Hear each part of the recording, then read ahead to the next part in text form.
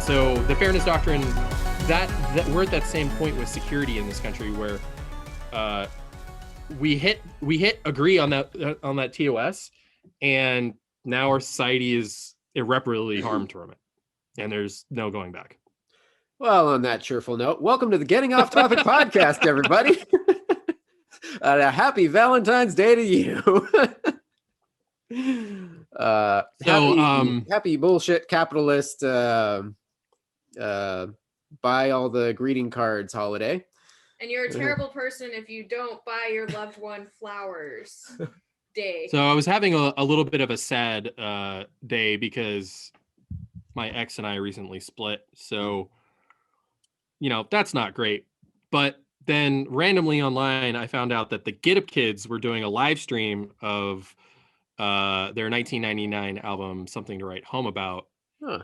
And so I literally had like 20 minutes left before the stream started. And so I popped on there, I bought the t-shirt bundle. So what was supposed to be $15 what was supposed to be $15 ended up turning into $40. But I mean, whatever. I would have gone to probably 5 times the amount of shows per week. Well, not per week, but like that's bi-monthly. So that's how we justify it. I am still waiting for my ridiculous laptop. It got delayed. I just got an email a day or two ago from Newegg saying that the new shipping date is this coming Monday, I believe. Is it USPS shipping? It didn't. I don't remember if it said or not. Because you can thank DeJoy for that bullshit. Yeah, seriously. It's wait, when is it? No, it's this Friday, I believe, the 19th. I want to say, whatever the 19th is, whatever. Anyway, but yeah, I'm waiting for that, and I don't have to wait for an email. What I'll get is the big, giant, flashy alert on my phone from my Capital One credit card saying, "Bro, what are you doing? Is this you? Are you sure this is you? You don't usually go crazy like this." But that'll be fun. Y'all will like this. I got something very cool. So this room that I'm in right now, it's still in a lot of disrepair. It's eventually going to become a streaming room with like a green screen and all that. But currently it's just full of a bunch of crap. But to decorate my room so that when I'm streaming, people have stuff to look at rather than just empty vents. I got so I watched this video last year by a YouTuber called Super Eye Patch Wolf, I think is his name. Does he have a super eye patch? And is he a wolf? And he had this video that was called The Disturbing Reality of Modern Simpsons. I'm butchering the title, but it's effectively about the rise of Simpsonwave and Simpsonwave, like synthwave.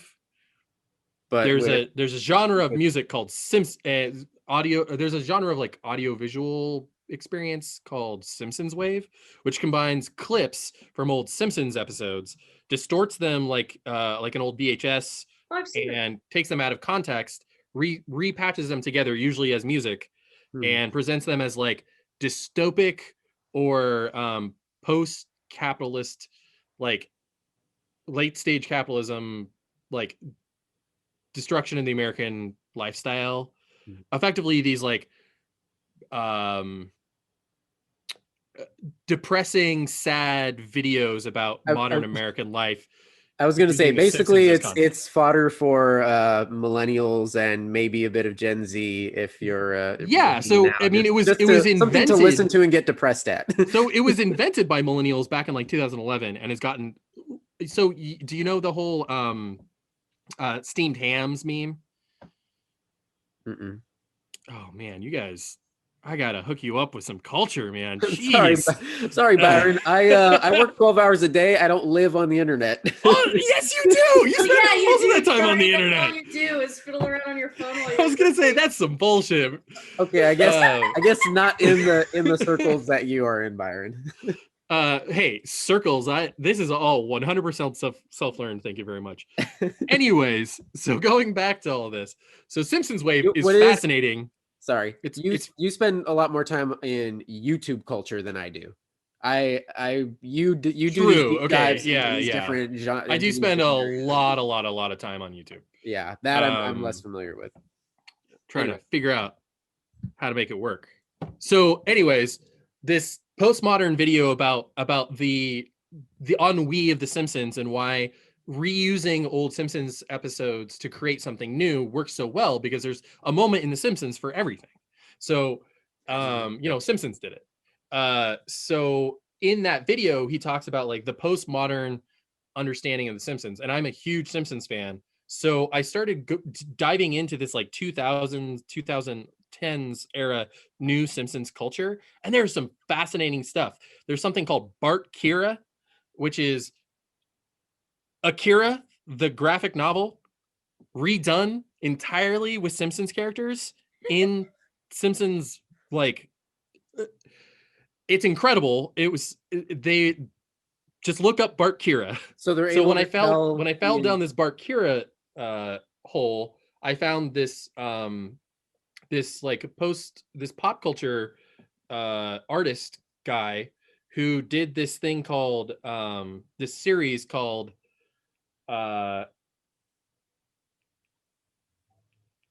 Surreality, Unreality, something like this. Right.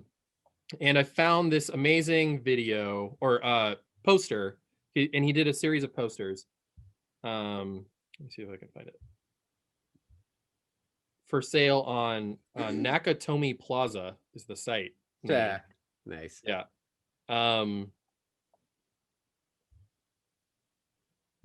And I managed to get a piece of art that I now can't find, and it's goddamn. Well, cool story. Yep. Okay. Keep going. I'll find it. It's all good. I didn't actually take the time to look up a whole lot of news this week. I kind of did last week. Dude, there's a ton of news this week. Yeah, a lot of last week I did pick up is kind of old now because it's a week old. But in the ongoing saga that we've been covering as it's played out, Fallout Frontier or the Frontier. Yeah. So we saw the rise, the immediate fall, and then apparently they relaunched it again. What? Yeah, they ripped out a lot of the offending content. Yeah. Wasn't it that like the problem was the whole thing was like offending content? I guess. Not necessarily. Like I went and looked a little bit more, and it seems that the worst stuff was isolated to like certain storylines and that type of thing. So they could just pull a quest line fairly easily. Yeah, exactly. I mean, what they can do in that is they can literally just check some boxes and like disable some quests. Mind you, that can break other stuff if it includes like characters or NPCs that are important. But it's not quite as hard as we thought it was. It's still like permanently damaged though. Like there's not a lot of coming back from it. Yeah, no, I already have enough to play on the horizon, so I probably, I don't know if I'm ever gonna check it out. But I'll probably check it out sometime soon. Actually, I reinstalled Fallout New Vegas just to do it. No. But that was before. So you're looking at your desktop like yeah. I mean, I'm also playing Fallout VR right now, so like I don't know how much Fallout I can deal with, Too much Fallout. Well, another another video game related news. I guess this is news to me. I know. Before you get into that, I just want to show you guys. I found the thing. It's called Unreal Estate Springfield After Dark, and it's a glow in the dark print of this. That's the Springfield sign, and it's got El Barto, and blurry, but yeah, see. Nice. It's got the towers in the background. Anyways, it's cool. I like it. Very cool. That long ass story just for that. Well done. So I guess I was the last person to know that a fucking Borderlands movie was happening. Oh yeah. Yeah, and Well, I feel like they stealth announced that at some point, and then we just got a bunch of news about it. Yeah, I think that was an announcement mid last year that it was in works, and that nobody had been cast yet. Yeah. The casting news has all come out in the last month and a half or so. Yeah. So Jamie Lee Curtis is in talks to join along with. I will watch anything that. She's actually already. I mean, signed. I love her, but she's like playing what? Dr. Tannis. Okay. Oh. And along with Kate Blanchett and Kevin Hart. Lilith, who's playing Raynaud or Rayner or something like that. He's one of the melee. And Jack Black is Claptrap. Yep. Yeah. Cool. I like Jack Black. Yeah. Now, mixed more news about it. Eli Roth is directing. Oh, really? When did they announce that? That was actually one of the earlier announcements. One of the earlier announcements, yeah. At the same time, the script is being done by Craig Mazin, who has done a billion things, but for recent times he did Chernobyl. Oh wow! Yeah, from Chernobyl. Yeah, to Borderlands, the movie. Yeah. Well, Craig Mazin, he's been all over the place for ages. He did that. I'm familiar with him because when I was working on Dax, I was listening religiously to the Script Notes podcast. Craig Mazin, and I don't remember the other host, but there are two screenwriters that have been in the business for decades. So they've been all over the gamut. Like they've done shit like Chernobyl, and they've done like throwaway rom-coms and shit. They've been all over, just selling scripts. They're working writers. Yes. That know how to write. Exactly. Yeah. Yeah. So yeah. And that's what we were talking about, is that these game movies, they need better scripts. Right. That is 95% of the. Also, sometimes they choose really shitty directors, but mostly it's the scripts. And then the shitty directing usually is an addendum. But yeah, with that writing, with that cast, I'll watch it. Did you catch the Falcon and Winter Soldier Super Bowl trailer? I did, yeah. It's still kind of, I don't know. I'm not. It's like Winter Soldier Light. It's like that Winter Soldier. That's the main thing that I'm excited about, Todd. It's there's little sprinkling bits in there. It's like, oh, they're going for a Lethal Weapon buddy cop vibe. I hate you too. But well, I mean, they just had every time they've interacted, they've had so much chemistry. I think it was even before there was a script, and this seems to be very much the way that Marvel has been working recently, is that if we see any rumblings of a capable anything when two people are seen on screen together, greenlight it. Yeah. Which, by the way, not to jump ahead, but I did see Woo. Yeah, a random bit about Woo. Randall So just skipping ahead a little bit, we'll do the full thing later, but with WandaVision, we've been seeing wonderful, awesome scenes play out between Darcy and Jimmy Woo, FBI. In Randall Park. Yeah, Randall Park, yeah. And so much so that the internet took that and ran with it. It's like, oh my God, we need like an X-Files type spin-off show immediately. And then the writer-director of that first episode with them, I believe, then announced that he plans on pitching that to Marvel thanks to the fan fervor, and Kat Dennings then replied to that and said, hey, if it fucking happens, I'm there. And honestly, like these types of things, whenever they happen, I feel like it's a 50-50 thing of whether or not it's a good idea or not, because remember the first time this happened, or at least in Marvel, Agents of S.H.I.E.L.D. Coulson lives. Originally the idea was that fans were like, give Coulson his own show because he's amazing. Hashtag and that's Coulson exactly what happened. Yeah. And it's the longest running Marvel TV show we've had to date. And it was great. I loved it. Yeah. Mind you, part of me is like, Marvel X-Files show, wasn't that just Agents of Shield. Pretty much, yeah. I mean, well, it was the first like 6 or 7 episodes, and then they got the storyline and just skyrocketed from there. But yeah, it started off as seeming that sort of procedural, and then they just immediately launched into their big wacky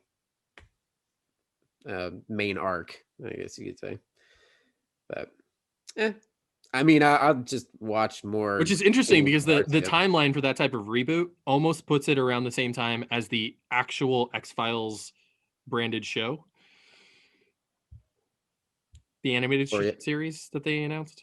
Oh, I keep forgetting about that. Yeah. Yeah, I know, right? I feel like there's been so much pop culture, like, I know that there was always like a lot of nerd and like pop culture stuff in the 90s, and like Ain't It Cool News back in the day had, you know, at least a day's worth of content every day. Yeah. But it feels like there is more nerd stuff out there now than, and not just a little bit more, like 100 times more content. Yeah, it's not just content, but like news that's always popping out from every direction. Basically, what it boils down to is all of the content creators and controllers, the people that are the idea and purse men at the top, are people our age. Well, they control the purse strings, is what I'm trying to say. They control the money. They're all people our age, and between our age and my brother's age are the ones that grew up with the Star Treks, the Star Wars, the Marvel, the DC comics, all of that in the 70s, 80s, and 90s. And now that they're in control, it makes sense why we're in the nerd renaissance, as I like to call it. The geeks won. Yeah. Basically, yes. So on this, tangentially related to this, you want to hear kind of a depressing story where one of the geeks fucked up and apparently, as this story goes, basically deprived us of something that could have been very great for us geeks. You remember the rumors about a Zelda Netflix series? Oh yeah, and then a live back action in like 2015 or 14 or something like that. Yeah, a live action Zelda Netflix series, and there's rumors all over going about it. It's like, oh yeah, no, it's totally happening, and people were freaking out because it's like, oh my god, it's Nintendo, like they're actually gonna do this, holy shit. So just a couple weeks ago, let's see, February 1st, actually, there's a YouTube channel, The Surf Times, and they published an interview with Adam Conover of Adam Ruins Everything. Yeah. And he dropped some like random gossip from his time at College Humor in like the 2010s. And one of the bits was regarding that show. So for College Humor, they made like a live action trailer or something, didn't they? They were planning a claymation skit that was going to combine a bunch of characters. It was going to have like Star Fox and like Link or Zelda or both or whatever. And Shigeru Miyamoto actually came to the office to talk through some details and like make sure they were getting the characters right, because Nintendo is like notorious about protecting their characters. Wait. Yeah, Miyamoto. Shigeru Miyamoto went to College Humor offices over to plan a claymation skit involving their characters. Some bullshit. Yeah. That's some bullshit. According to Adam Conover, this is all right. The gospel truth. So according to Conover, but that sounds like some bullshit to me, because those are just some like Harvard, some like fucking Yale educated nerds. Like, okay, well, according to Adam who ruins everything, he said that it was just for no reason. It was just seemingly just canceled about a month later. The bosses just said like, oh yeah, it's not happening. And he talked to his boss, like, what the fuck, man? And the boss man told him, oh yeah, apparently someone at Netflix leaked the Legend of Zelda thing, which was in preparation or in early discussions at the same time as they were planning the skit thing at College Humor.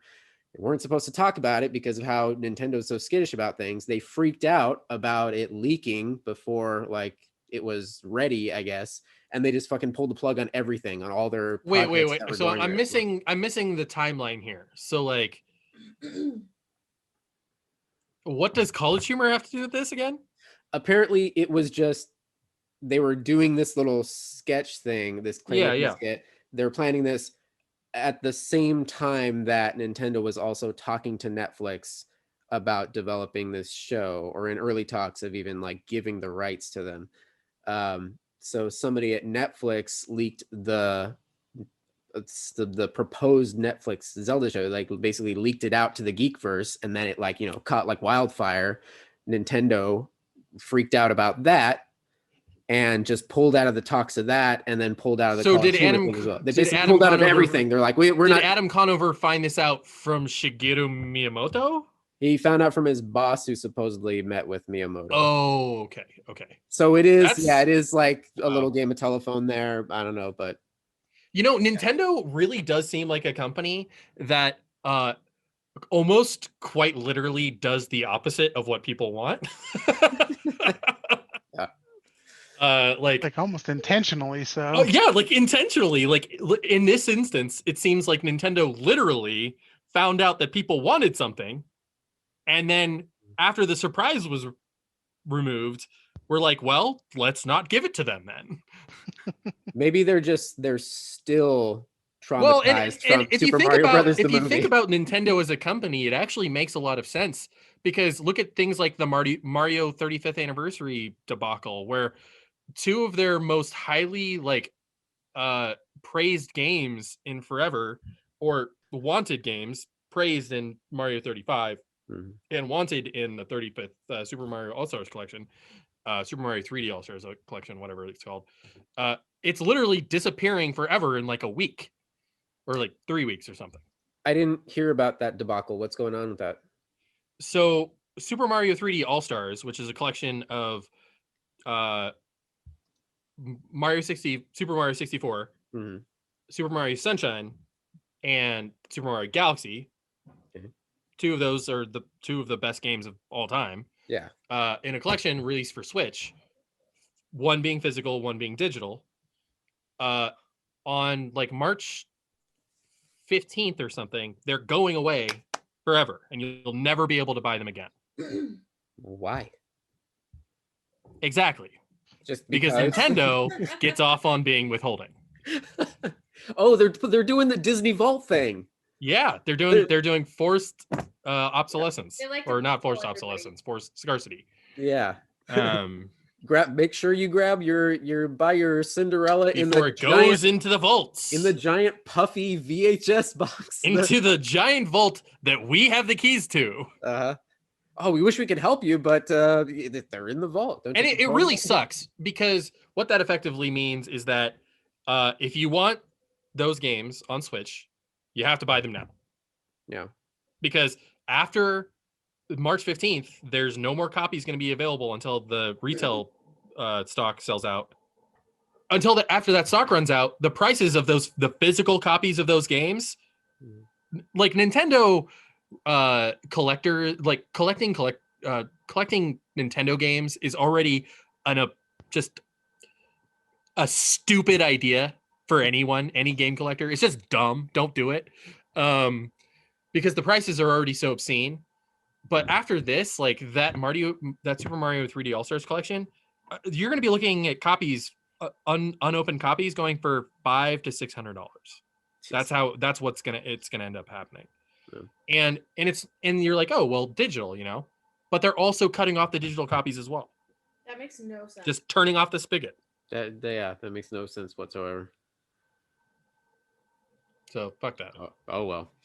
See, these are the reasons why I'm still skittish about getting rid of my physical media. It's exactly. There's still, if they decide to just get rid of those servers, or the business fails. Remember recently we had this conversation about how you've stopped collecting and I've effectively started collecting, is because so I have a new computer and I have a 4K TV, and they're connected right now. I don't usually have them set up this way, but because I have a good TV connected to my computer, I've been wanting to watch movies on it. Yeah. So I was like, oh, I have a pretty big collection of, because you can't watch 4K Blu-rays on PC, period, in any way. It's not possible. But I have a wide collection of digital locker stuff on Vudu and Amazon and Movies Anywhere and stuff. And so I was like, how can I watch my 4K movies on my PC? And supposedly, up until about 6 months ago, the only way to do it was to have Netflix, 4K Netflix, which sucks because of their compression algorithm, or Vudu. Vudu has a wide selection of 4K movies that until about 6 months ago, you could watch their 4K versions of their movies on your PC, but you had to have a very specific graphics card and etc. But You mean like an RTX 3080? exactly. Well, the RTX series of cards.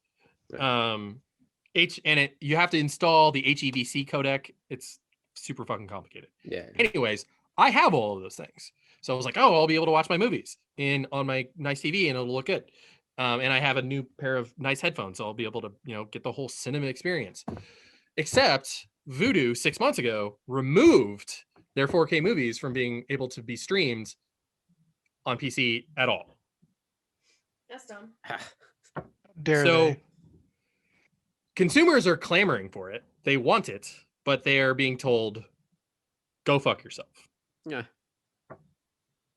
So they won't allow it. They won't allow playback on PC, but on like 4K TVs, like a Roku 4K TV, smart TV? boxes, NVIDIA Shield, the pro level of consoles like the Xbox One X and Interesting. Xbox Series X, PS5, etc. Oh well. Fucking A. Well, yeah, lame. All right. Well, in other video game related news, one of the big drops, because something that, well, personally, I'm a huge fucking fan of, the Last of Us HBO series. Oh yeah. Announced casting. This is pretty interesting. Pedro Pascal, our Mandalorian, is going to be Joel. Mando. Which is pretty good casting, honestly. He's a great actor. I feel like he's doing a little bit of the a little bit too much of the lone wolf and cub thing. But hey, it works for him. Yeah. He's letting that dad bod ride him into fame. Now he's just got to get that scruffy beard, lots of flannel. Yeah. Well, so there's something I want to touch on this a little bit, which is I think is a little bit.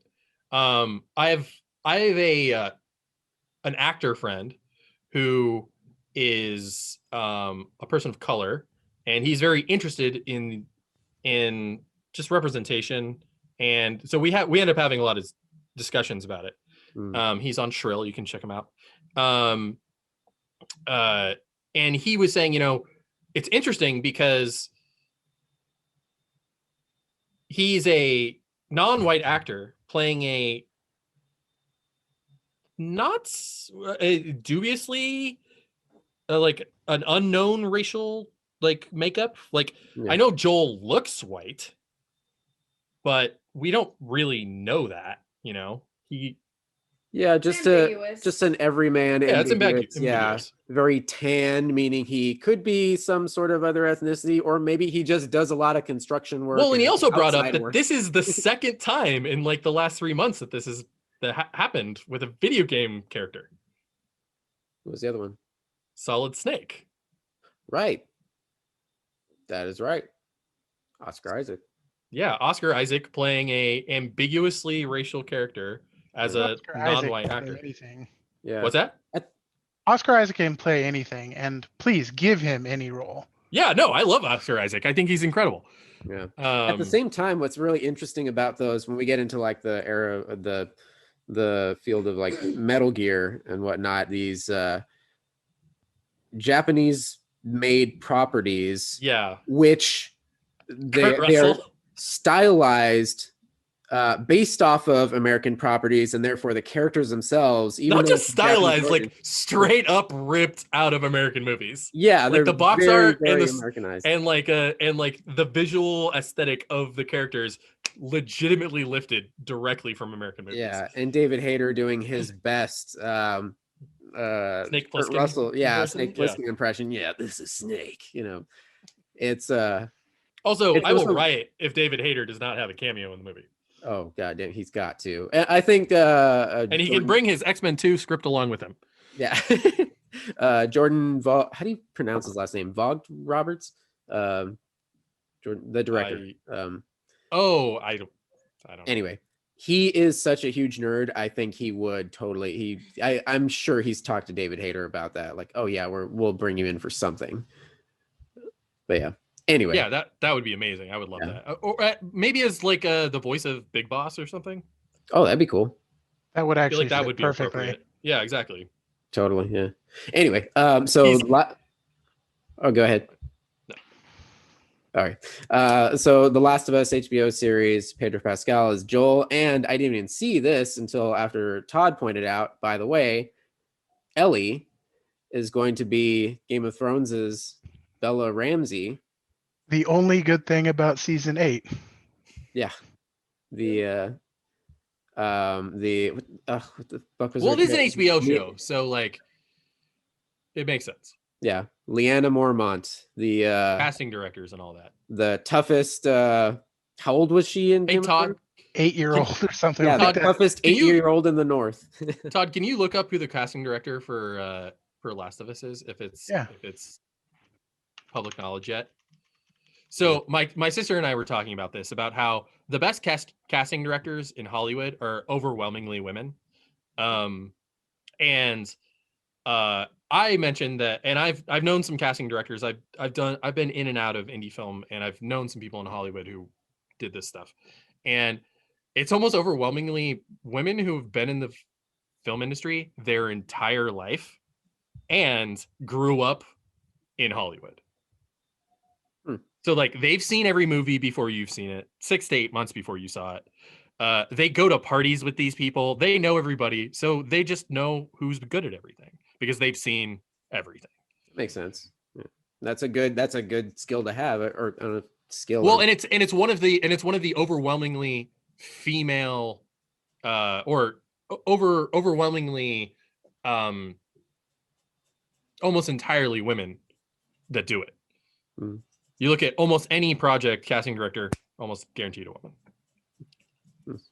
By the way, kind of tangentially related to that, I can't remember if I brought this up in a previous episode, but Meg and I watched probably a month or so back now a documentary on Amazon Prime, Stuntwomen.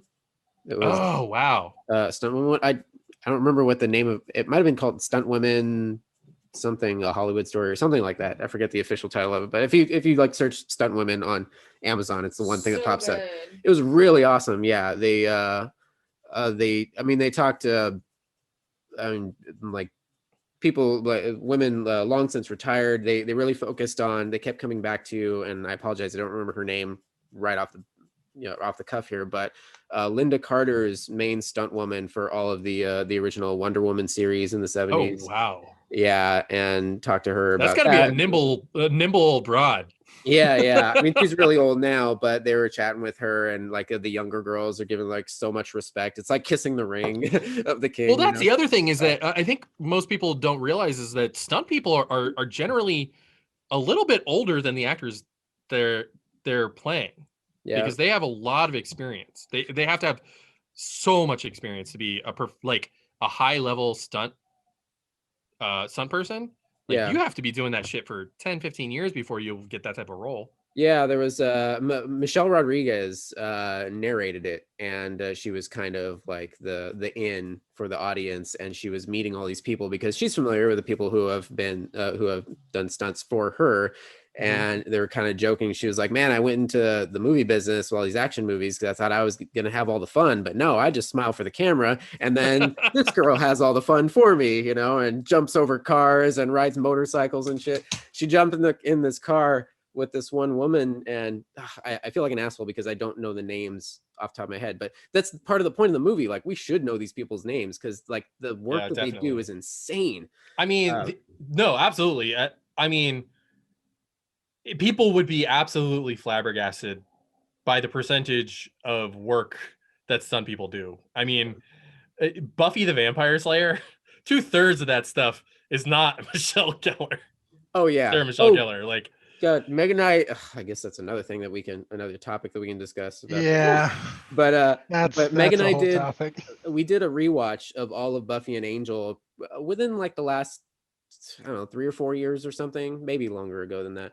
But there were some laughable moments just because, it's a where you can see her quickly produced television show where, there's a cutaway of like 2 actresses duking it out. And it's like, okay, that is clearly not Sarah Michelle Gellar. Yeah. That is somebody a foot taller, bulkier, with a wig, with a bad wig. Well, it's funny because that stunt woman who played Buffy, she's one of the best stunt women in the, and she's had one of the longest careers of any woman in stunt coordination. Yeah. Like she ended up doing like feature films. She's pretty huge in the industry. Yeah. How much news do we have left? Because I have a couple things if you don't touch on them. Honestly, nothing really important. There was the Twisted Metal one that you mentioned before. Well, I think that's we should definitely touch on that. Yeah, Twisted Metal. That's pretty ridiculous. And then Justice How does League. that even get? Where is this? There is no lore in that video game. How do you come up with a movie? Not true. That is absolutely not true. There's a shit ton of lore in those games. Okay, I'm not familiar with Twisted Metal. I've never played them, So I am one of those like. Okay, so there's a very specific point in time that I really I love, and you guys will pick up on this. So that there's like that one kid in middle school and high school that's like really, really into like Papa Roach, and yeah, I'm that person. and like Evanescence and my wife, etc. And they were also super into Twisted Metal games. Yeah, that's true. This is PS1. Well, yeah, PS1. PS1 so with the first 2 Twisted Metals. 96, I think 97. Yeah, I don't remember if it's 96 or 97.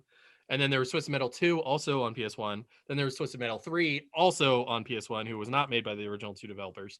And then you had Twisted Metal Black, which David Jaffe came back to do Twisted Metal Black and Twisted Metal Black Online. And Twisted Metal, so I don't know if you guys know this, but they shot live action endings for the original Twisted Metal game in 1997 that never made it onto the disc because they were so laughably bad.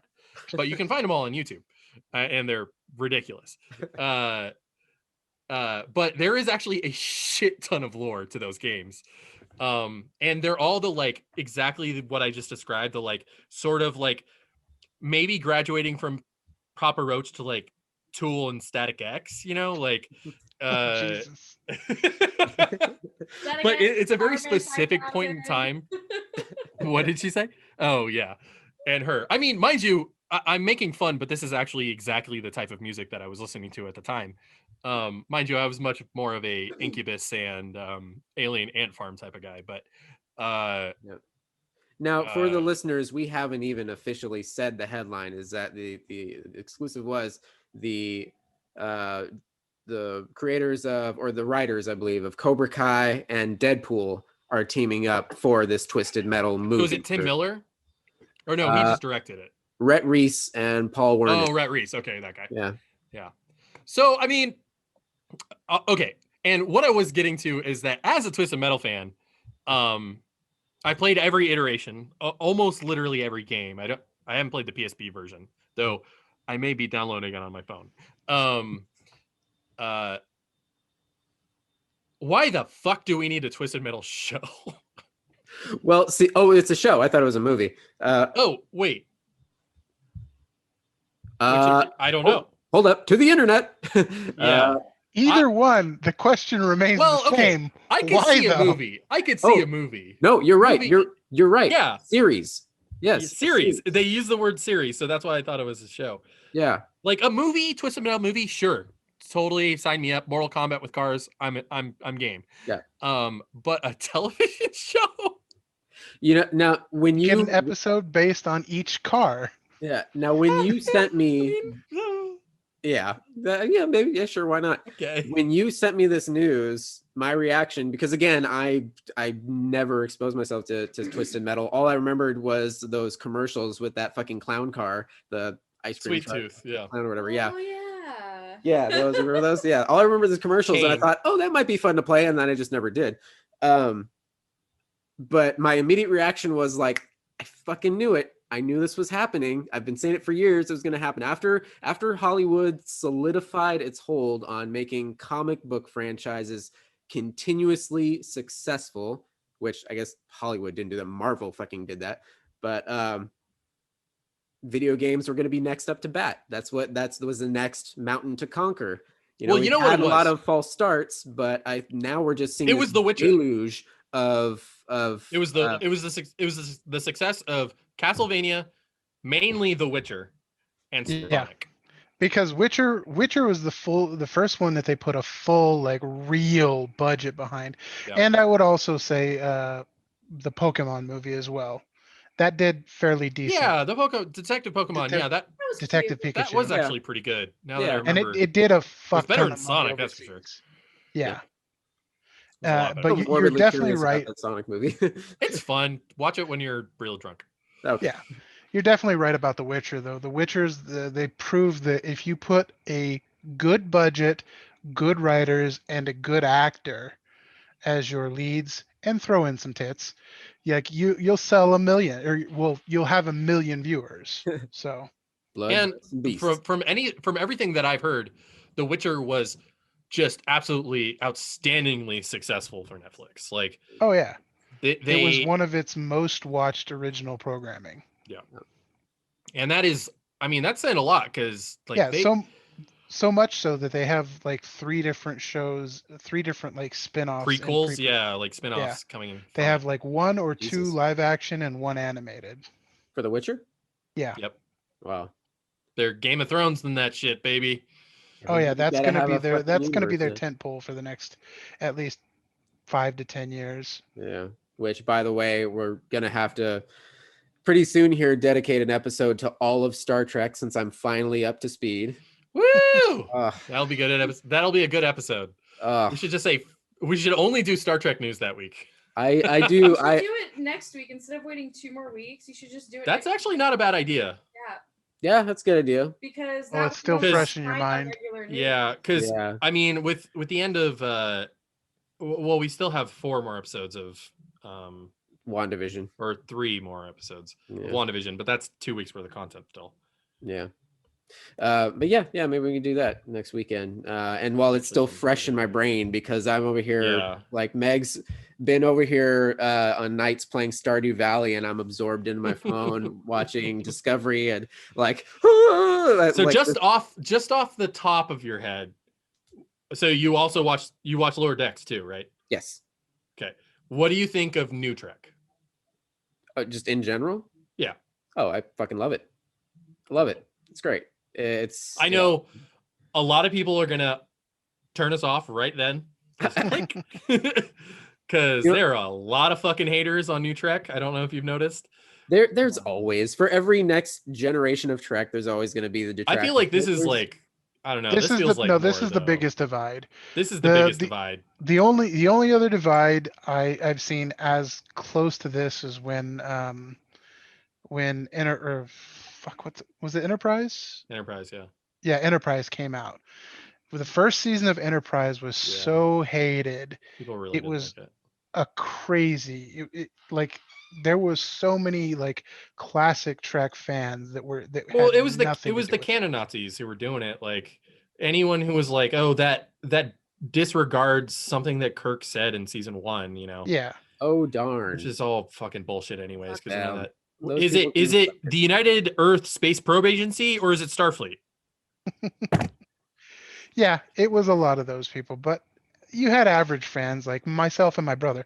My brother is probably the biggest Trekker I've ever known.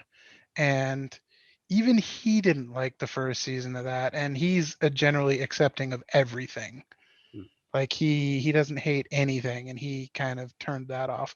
Now, granted, they did bring it back in season, like I would say the second half of season 2 and season 3 were really good, and it I think season became a 4 is good the best show. season, personally. Yes, yeah, season 4 is probably the best season, and it did come back, and it got canceled a little. I think it got canceled 1 or 2 seasons too early. Yeah, They should have been given at least a final season to finish it off. It was also like it was on UPN, and UPN was effectively a failed network at that point. So like, Oh, wow. what are you gonna do? I mean, so was Voyager. Well, DS9 partly was it on CBS and then moved to you? So all the Star Trek show, so Next Gen, Voyager were both syndicated, and only syndicated. Voyager launched the UPN network literally the day of the first day of UPN.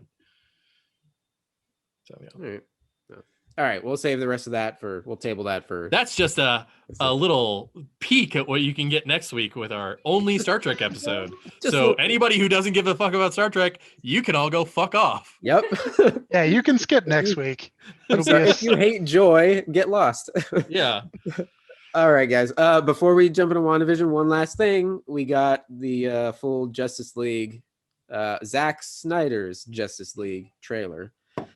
Which I don't remember enough about the Justice League because I kind of blocked it out best, honestly. in my memory. Yeah, it really that it looked all new to me. Okay, all so I remember is Aerosmith. Just real quick, I mean, I feel like Joss Whedon, he directed Justice League 2017, and so we can drag him through the fucking glass on this one, because, and I know it wasn't all his fault, because anytime you have a director come in like 6 months before a movie is finished to finish the movie, it always ends up like dog shit. With very, very, very, very few exceptions. But that movie fucking sucks. It's terrible. It is one of the most tonally inconsistent movies I've ever seen in my entire life. It was somehow worse than Batman versus Superman. And I'm someone who has some defenses of Batman versus Superman. Like, I think Martha was a good character moment. Why did you say that name? I think it makes sense from a storytelling perspective. I think that's a great moment, and I actually think it works. But Batman versus Superman didn't have anything like it didn't even have a Martha moment.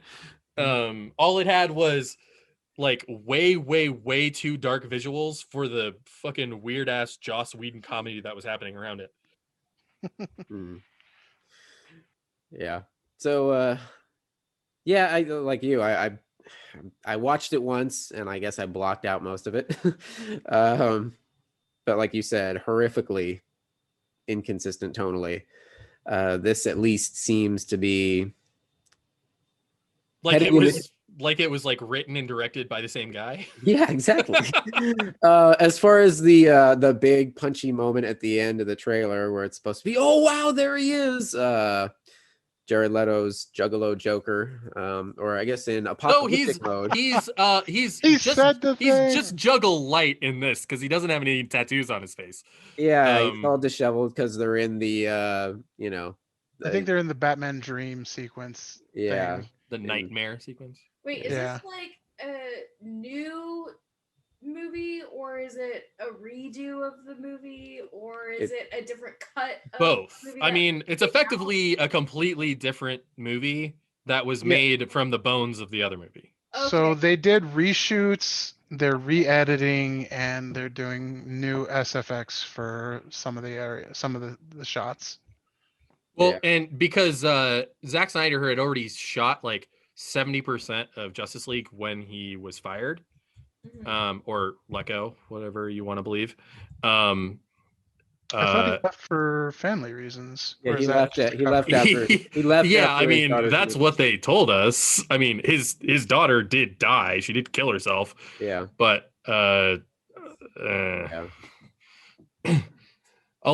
There's a lot of speculation that was a very convenient time for him to be booted from the movie. 70% of the movie was already done, and that's when they brought Joss Whedon on, and Joss Whedon reshot like 50% of the movie. So there was a good 20 to 30% of the movie that was already left that was not used. So Snyder went back and used a lot of the footage that he shot and then did some reshoots.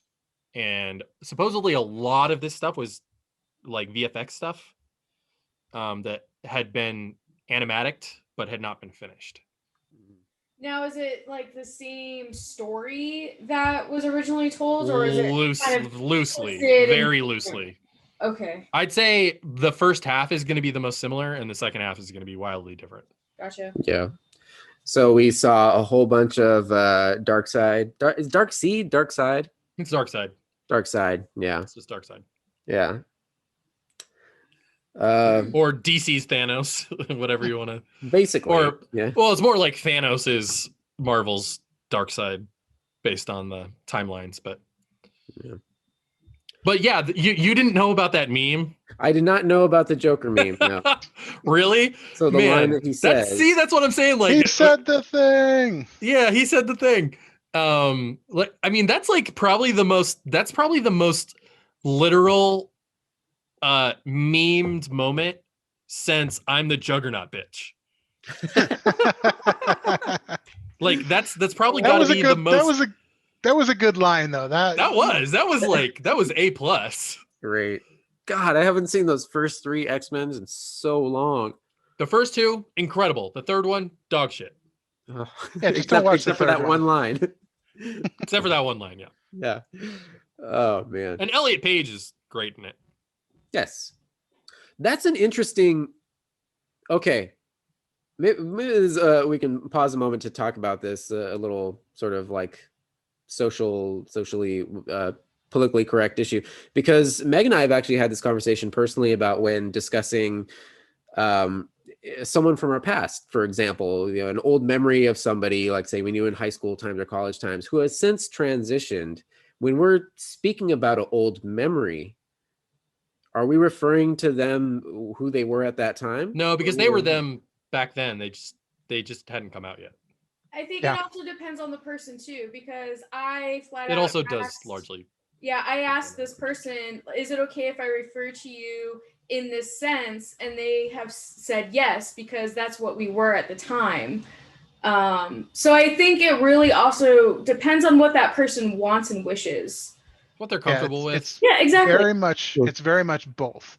Like the social norm is to, unless you have personal knowledge of them and they are accepting of you referring to a past memory or a past experience with them in their dead name, then you can use that dead name. But if it's somebody new, somebody that you don't necessarily know, or err on the side of caution. Yeah, you should always err on the side of caution. Yeah, that makes sense. Because it's for them, they have always been that. They just I totally get that. Nobody knew yet. Yeah, I totally understand that, but I think there's still not exceptions, because that's disrespectful. But I think, when referring to something in the past, I felt it necessary to ask what that person would prefer me to say or use. I mean, that should just always be the case in general for everybody. Yeah, definitely. We should. And also, I mean, like, if Klingons can call you by your correct name, like, we can do it too. Yep. Well, I have no problem with the name bit. It's just like titles and stuff from back then. All right. Anywho. So, Joss Whedon? Yeah. We have to. I mean, we have to. I mean, it's pretty huge. Like, and it's not. And it's been building for a long time. Like, this isn't the first we've all heard about this. Like, yeah, and probably more will come out. And but at the moment, all we know is he is a absolutely disgustingly difficult person and abusive person to work with. Like he has verbally assaulted multiple women at this point that we've had confirmed, or at least have come out and Joss Whedon? stated. Yeah. Really? Yes. So there's been an ongoing battle with. I know nothing of this. So. So there's been in recent times there's been an ongoing battle with Ray Fisher, who played Cyborg in the Justice League movie. Yeah, which we've of course blocked from memory. But there was a cyborg in that movie, and it was Ray Fisher, and he has since been very vocal online talking about being mistreated by Joss Whedon on set. I don't really know the particulars of what was said or whatnot, but there was an ongoing investigation at Warner Brothers supposedly to look into it, and they then essentially announced that they cleared Joss Whedon of any wrongdoing. To which Ray Fisher continued to slam him in online whatnot. Ray Fisher effectively said, as long as the head of DC is still working at the company, I will never work with WB again. Yeah, he's essentially quit the DC franchise. Yeah, so that's been an ongoing thing. He was let go of the Flash movie, which has gone through 1,000 iterations, but it was up to this point was supposed to be kind of a buddy movie between the Flash and Cyborg. So that dissolved, and then a few days ago, earlier in the week, Charisma Carpenter, Cordelia, I know who she is. Yeah, came out publicly and online and basically told her story of being harassed and abused by Joss Whedon. When she was pregnant during the filming of Angel. And this is a story that isn't really new. This story has been sort of like talked about in hushed words in the fandom for it's sort of been an open since Angel and Buffy. Yeah, it's basically why she was fired from Angel. Was for being because there always was a question of why Cordelia was not only cut from the show, because I thought Cordelia went from being like a boring character on Buffy, or a character that I wasn't fond of on Buffy, to being a great character on Angel. Oh, she was fantastic on Angel. I think they really were able to utilize her character well for Angel, whereas in Buffy, she was just a B-side character. You know. I like what she was doing in that show, because she was supposed to be the bitch. You know, she was supposed to be the annoying one. Yeah. But that was her character. Yeah. But I wasn't fond of that until recently. I did a rewatch and I was like, actually, Cordelia is pretty fucking great. Yeah. Anyways. Yeah. So that started the Jeez. The big talk of it again, and that was the first one that came out. And then recently, in the last couple of days, I don't know if she confirmed it herself or if somebody around her had said it. Elijah Dushku had mentioned that there's conflict with him, and that he during when they were on the set of I think it was Dollhouse, yeah, he was not able to be left alone with her. No, so these are two separate things. The person who wasn't allowed to be left alone with was Hope, not Hope, the key,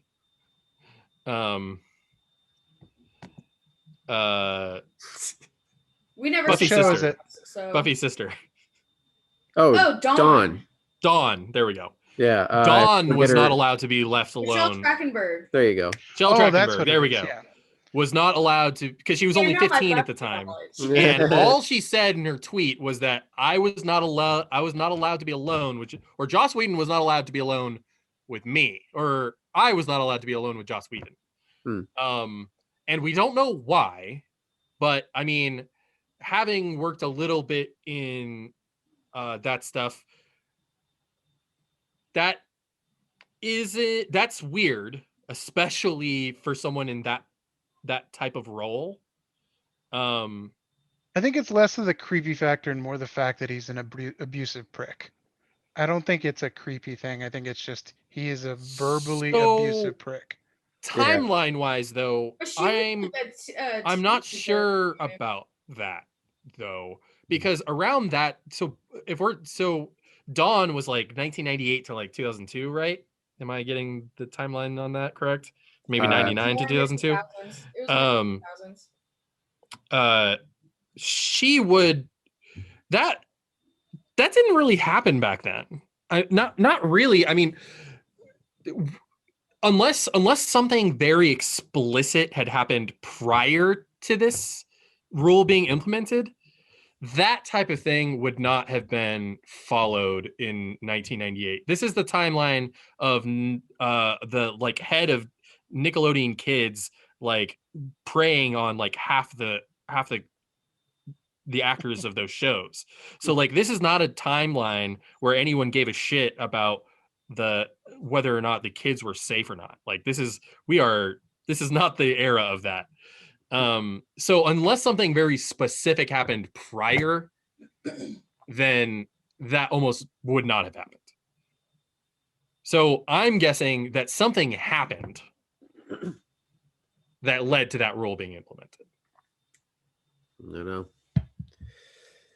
It's all speculation, obviously, because you know the powers that be are going to obfuscate 90% of this stuff. They're going to protect themselves by protecting Joss until something concrete or somebody who is like top tier A-list comes out and corroborates it. Once somebody top tier A-list comes out and corroborates it, he's dead, he's done, he's gone.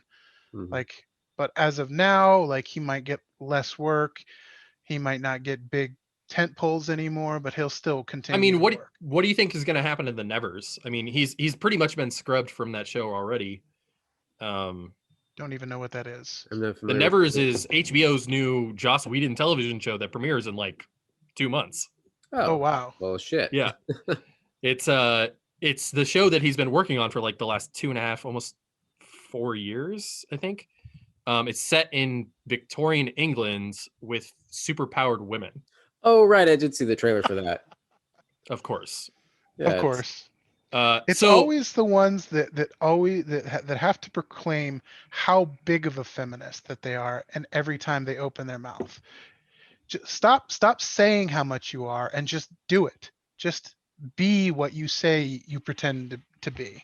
So Joss left the show. He did the series Bible. He got the show rolling. It's executive produced by him, but he is not the showrunner. There's a female showrunner.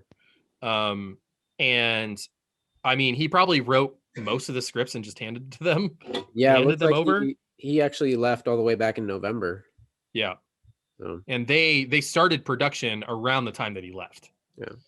So what I'm guessing is that like this whole Ray Fisher thing, like pretty much made him toxic, and HBO, which is a WB subsidiary, was like, we can't really have him this close to this project. Not if we're putting this much money behind it. Exactly. Yeah. By the way, for the record, Meg knows her shit when it comes to Buffy. Dawn Summers was a part of the show from 2000 to 2003. Really? Wow. Yep. She is the resident Buffy expert. Oh yeah. Fucking love Buffy. Yeah. So I think the Joss thing is, I think everybody sort of saw this coming for a long time. In terms of like, even as far back as the Whedon-esque forums. Do you guys remember Whedon-esque? Yeah. It was his website. Yeah. So the forums would consistently, there was a lot of like shit that flew. And there were, I mean, we all know that like that era of Buffy fans were like overwhelmingly feminist for the most part. Yeah. And like lots of LGBTQ folk included in the fandom. So like there is a lot of stuff that flew on those forums. And even as far back as 2004, around the time of Firefly, there were whispers of Joss not being as good of a dude as he seemed. And you can sort of see it in the stories that he tells. Like all of the men, almost all of the men in Joss's stories are not good people. They're fundamentally flawed. And I'm not saying that is somehow like, I mean, I think it's a little accurate, But what I mean is that he's constantly trying to defend why they're bad. So like the badness is inherent to them is also part of what makes them good. Look at like Mal. I mean, it's literally in his name. And I mean, Spike is not a character. I mean, we had this discussion a couple weeks ago. Like these are characters that cannot be redeemed, but somehow we're addicted to it. Tried. It's the law now. It's the worst. Oh, what's that internet comic? Sarah Anderson. Who does that little stick figure girl? Hyperbole and a half. There was that. I forget the name of the comic. Maybe that might be it. I just know the style of drawing. But there was one I saw just in the last couple weeks here. It's the typical like little stick figure girl with the wiry hair, and it's just she's looking at some dude here, and it's the label above him is like our favorite TV show or any TV show ever, the worst evilest person in the show. And he's sitting there like, man, with a little scary face. And she comes over and puts a little flower bonnet on his head. It's like the internet. And that's it. It's I mean, again, we are in Supernatural season 12 now. And Crowley is still around and they're practically best buds. It's just, he's the king of hell. But I think a lot of this really speaks to what people as like seeking fiction want from their fiction. A lot of people aren't looking for like soul cracking like deconstructions of the human experience, A lot of people just they want to have friends that they make up and make out with on their TV shows, and we enjoy the flawed heroes. We enjoy anti-heroes. I mean, even like the heroes, like look at fucking Iron Man, look at Tony Stark, who was a drunk, who was a womanizer, and et cetera, and an arms dealer. And a fucking arms dealer, and he finds his way. He carves a path and does good. But I guess what you're talking about with Whedon, you could look at his characters that are, I mean, fucking Angel is, a soulless vamp. Well, no, I mean, it's literally the concept of the show is this irredeemable character is redeemed. Yeah, quite literally. Like he gets his soul back because he realizes how bad he was. Yeah. And all of the people that he murdered and wronged, they shouldn't be so mad at him. Yeah, How dare they? So like when you look at Whedon himself, it's built into the types of stories that he tells for the foundation of his stories. Like Xander, for example, like Xander is petulant, he's arrogant, he's all of the worst attributes of modern American men, all distilled into one character. Like, and it sometimes it makes me uncomfortable watching Xander because I used to be a lot like Xander, and I have spent decades trying to not be like Xander. I think we were all that and around our teens and early 20s. Giles next. What's wrong with Giles? Oh, Giles is shit. Giles is awesome. Ain't nothing wrong with Giles. I can only hope to be as cool as Giles when I grow up. Ripper can read stories to me any day. Oh yes.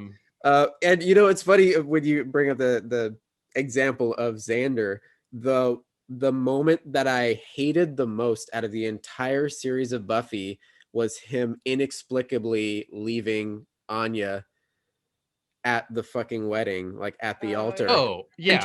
And to be fair, yes. It's laughable to me even there because I was head over heels in love with Anya, even though she was a literal demon. A literal demon. Yes.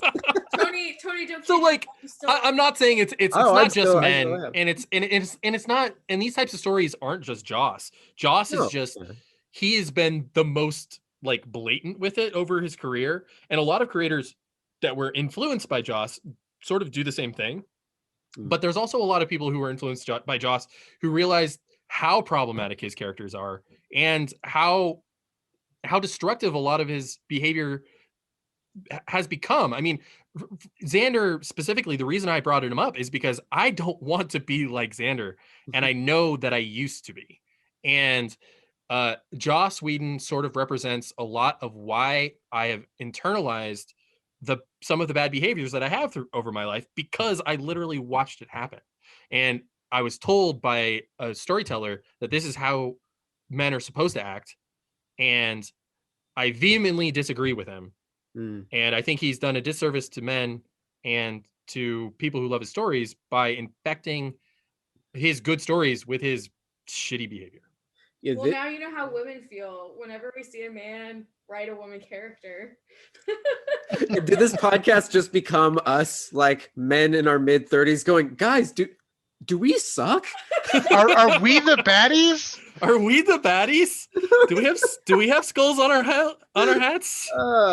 Now, what you're saying perfectly ties into. I mean, the fact that if this was not so damn true, and all of our heroes weren't designed this way from the get-go, then it wouldn't have been a stereotypical argument like, oh, it's so tough to write a Superman story because he's too good. He's not interested.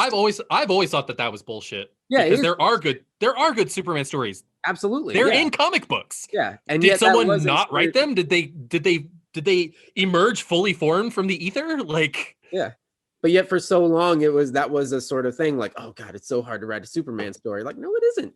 Well, it's because we became in the late 80s, early 90s, we became obsessed with anti-heroes. And for a long time those stories were the stories that people thought were the only ones that were capable of being told with any sense of drama or ethos, which can you understand the type of neurosis that has to be going on that tells people that stories about good people can't be dramatic and like have ethos with them? Like, what the fuck? What is wrong with our society? Who are the people telling us that these are the only stories that we can watch? Like, it shows to me something that has been deeply, deeply infected at the heart of storytelling for a generation, at least, at the very minimum. And you know what it is? I think it's a lot of these stories are being told by men, and by telling stories of anti-heroes, what they're effectively doing is masked confession. And what they're saying is, I am deeply troubled, and I want to be redeemed. So I am going to pour my insecurities and my distrust of women into the stories that I'm telling. And if you look at it, it's just down the road, just every single story of an anti-hero comes back to one thing: misogyny. Thinking about all of this in this picture now, in this light, in this time that we're in now, looking back at Sam Raimi's Spider-Man, or Spider-Man in general, it's like, wow, it's in that climate, it's a pretty bold move to tell a Spider-Man story as, you know, the goody two-shoes Peter Parker. And do we remember how badly the fandom was ripping Sam Raimi apart during those movies, because all they wanted was their fucking Venom? Yeah. When he was trying to tell this this story 30 years too late, effectively, you know, like, and so like he made this incredible comic book adaptation of a 60s era hope, and all people could shut up about was goddamn Venom. Yeah. Tobey Maguire was, oh, he's too whiny. He cries too much. He's like, yeah, he was a good dude. Yeah, I mean, I'm someone who, the first Spider-Man movie, I'm a little soft on, mainly just because it looks like Power Rangers. But the second one's incredible. Yeah, I like the first one. I saw it in theaters, like literally opening night with my theater troupe, and it's fun and everything. But I just think it actually has aged like, oh, where the second one is a little bit still more palatable.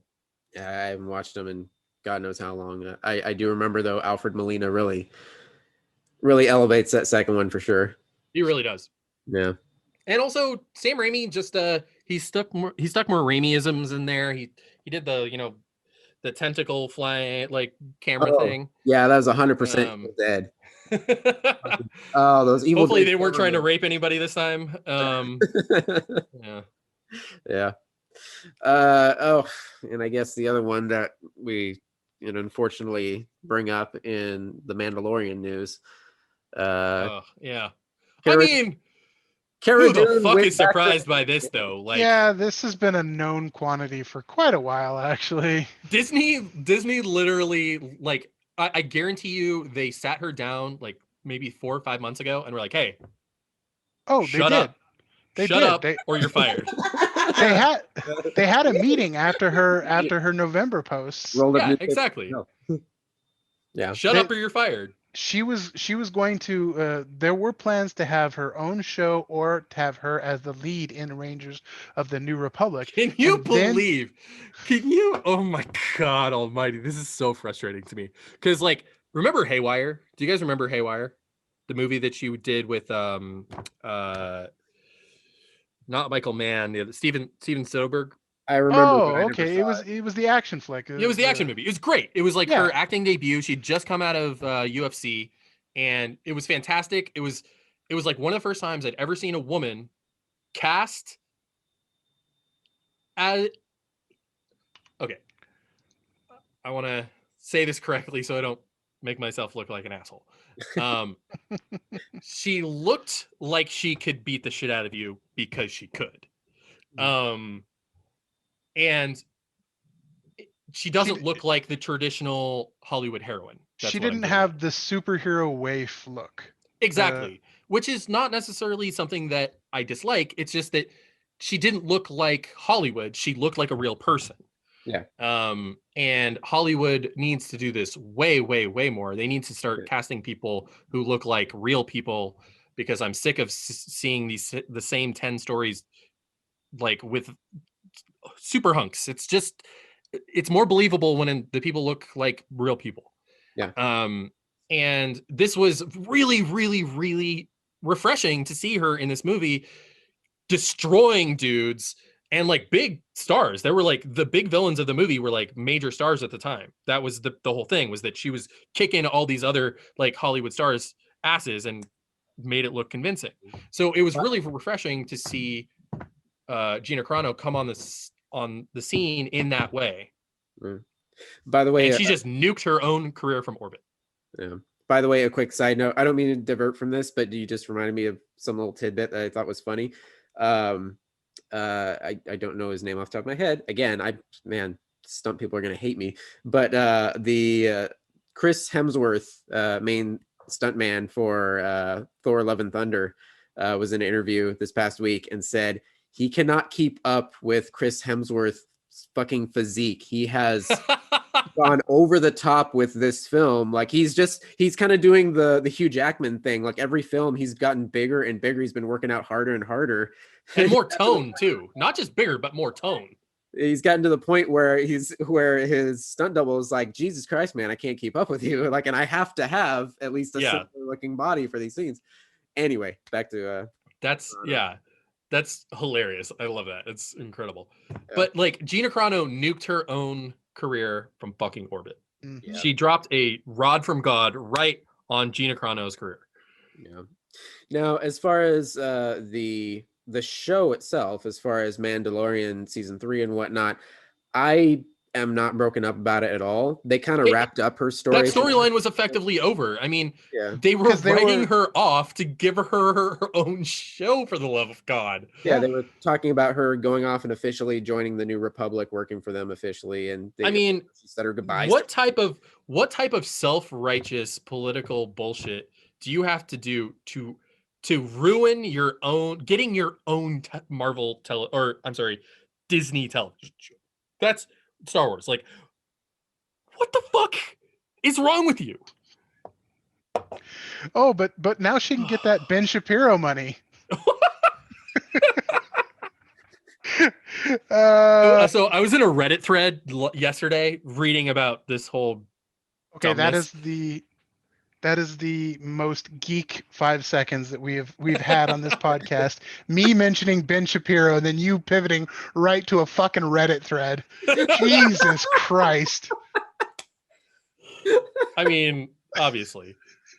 Where do you think I get half of my opinions? someone was like, oh, yeah, it looks like she's going over to get Ben Shapiro, and I was like, I don't think there's a lot happening over there if that is where she's going. Hey Todd, don't knock Reddit threads, okay? It's a valuable source of information. I'm all about 8chan. I love to get my terrorism on. Thanks to Reddit, I am holding on my 3 shares of GameStop. They're gonna pay off. Well, I'm telling you, they're gonna pay off. That wasn't about making money. It's all about AMC. That wasn't about making money. You were supposed to hold indefinitely. That was about fucking the banks over. Yeah. The only reason why he hasn't come out. Yeah. Not the banks, the hedge funds. Fucking hedge funds. Yeah. Still holding on because it's not like I'm gonna get my fucking money back anytime soon. So effectively, what we can say about Gina Carano, she can go have fun with her right-wing Avengers. Sure. It's fine. She'll be the Captain America of the right-wing Avengers, co-starring Kirk Cameron.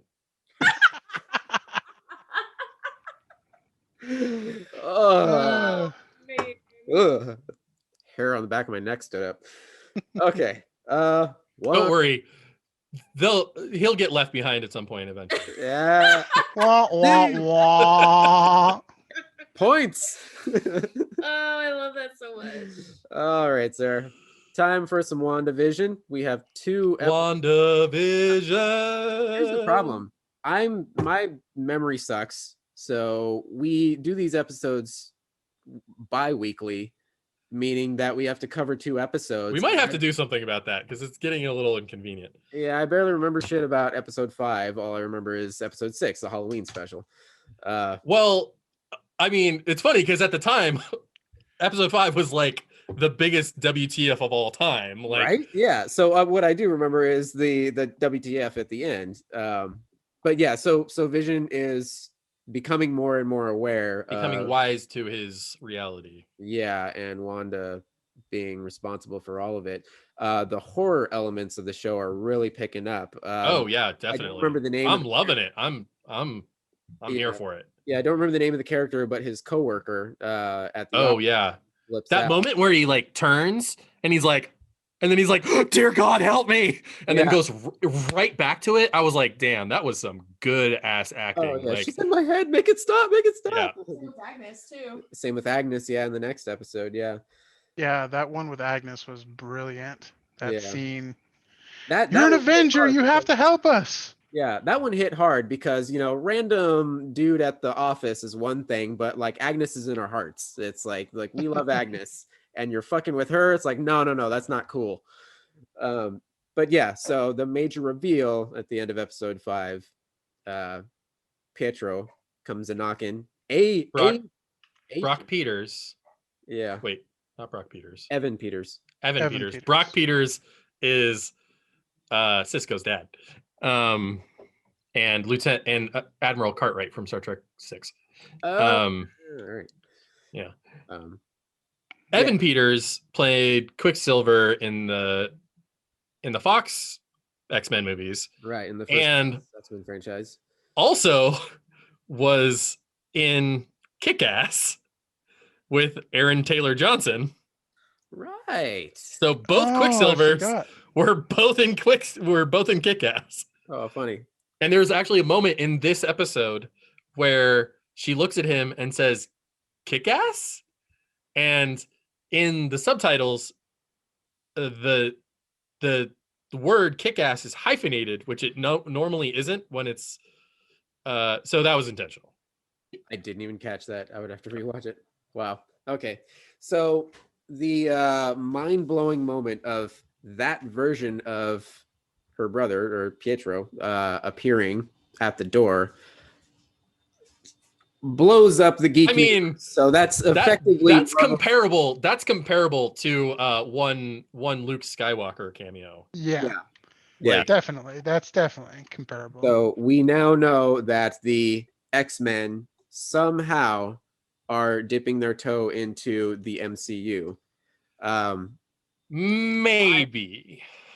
Maybe. Okay, They yeah, didn't it's explain it Maybe last bit episode. hard, maybe on that one. We still don't know. There's still no definitive confirming of Yeah, I anything. mean, okay, so part of the reason I say maybe is because the more that I've been reading think pieces the last couple days, the more that I am very much questioning whether or not Pietro is Is actually Pietro. Yeah.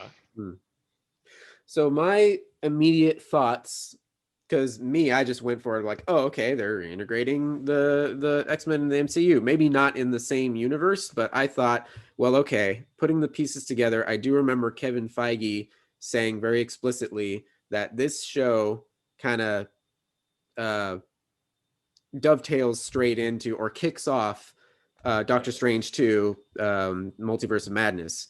So my thinking was we're going to using have like meta knowledge. Yeah, my thinking was, oh, we might find out down the road in this next episode or by the end of the show is that maybe seeing as how unhinged Wanda has become and nobody can stop her, maybe Strange has gotten word of this from the sidelines and searched the multiverse and plucked out this Pietro, maybe thinking that Pietro, maybe not the same version that she knows, but might be the only one who can get through to her.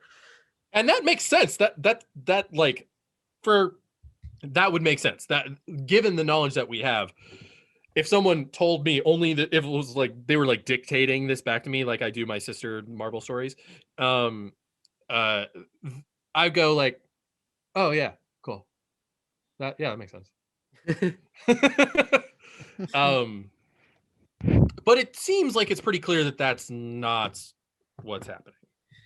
Yeah. So I did like the dynamic all through the next episode. The next episode I think is the best episode of the show. Yeah. The entire Malcolm in the Middle so good vibe. Yeah. So good. Chef's kiss. Perfect. And I barely even fucking watched Malcolm in the Middle. That was one I maybe caught a couple episodes of. I was more like tangentially aware of it. We actually realized they were a bit off because this was supposed to be set in the 90s. And yet Malcolm in the Middle ran in the 2000s. Right. And the theater, the local town theater. Incredibles was 2004. They had the Incredibles and the Parent Trap, the Lohan Parent Trap, which was 98. Yeah. So it's all kind of meshed, blended around. But whatever. Anyway. Well, that's the whole point is that this is not supposed to be a definable period in time. It's supposed to be. It's a made up era in Wanda's mind that she's recollecting back to. Yeah.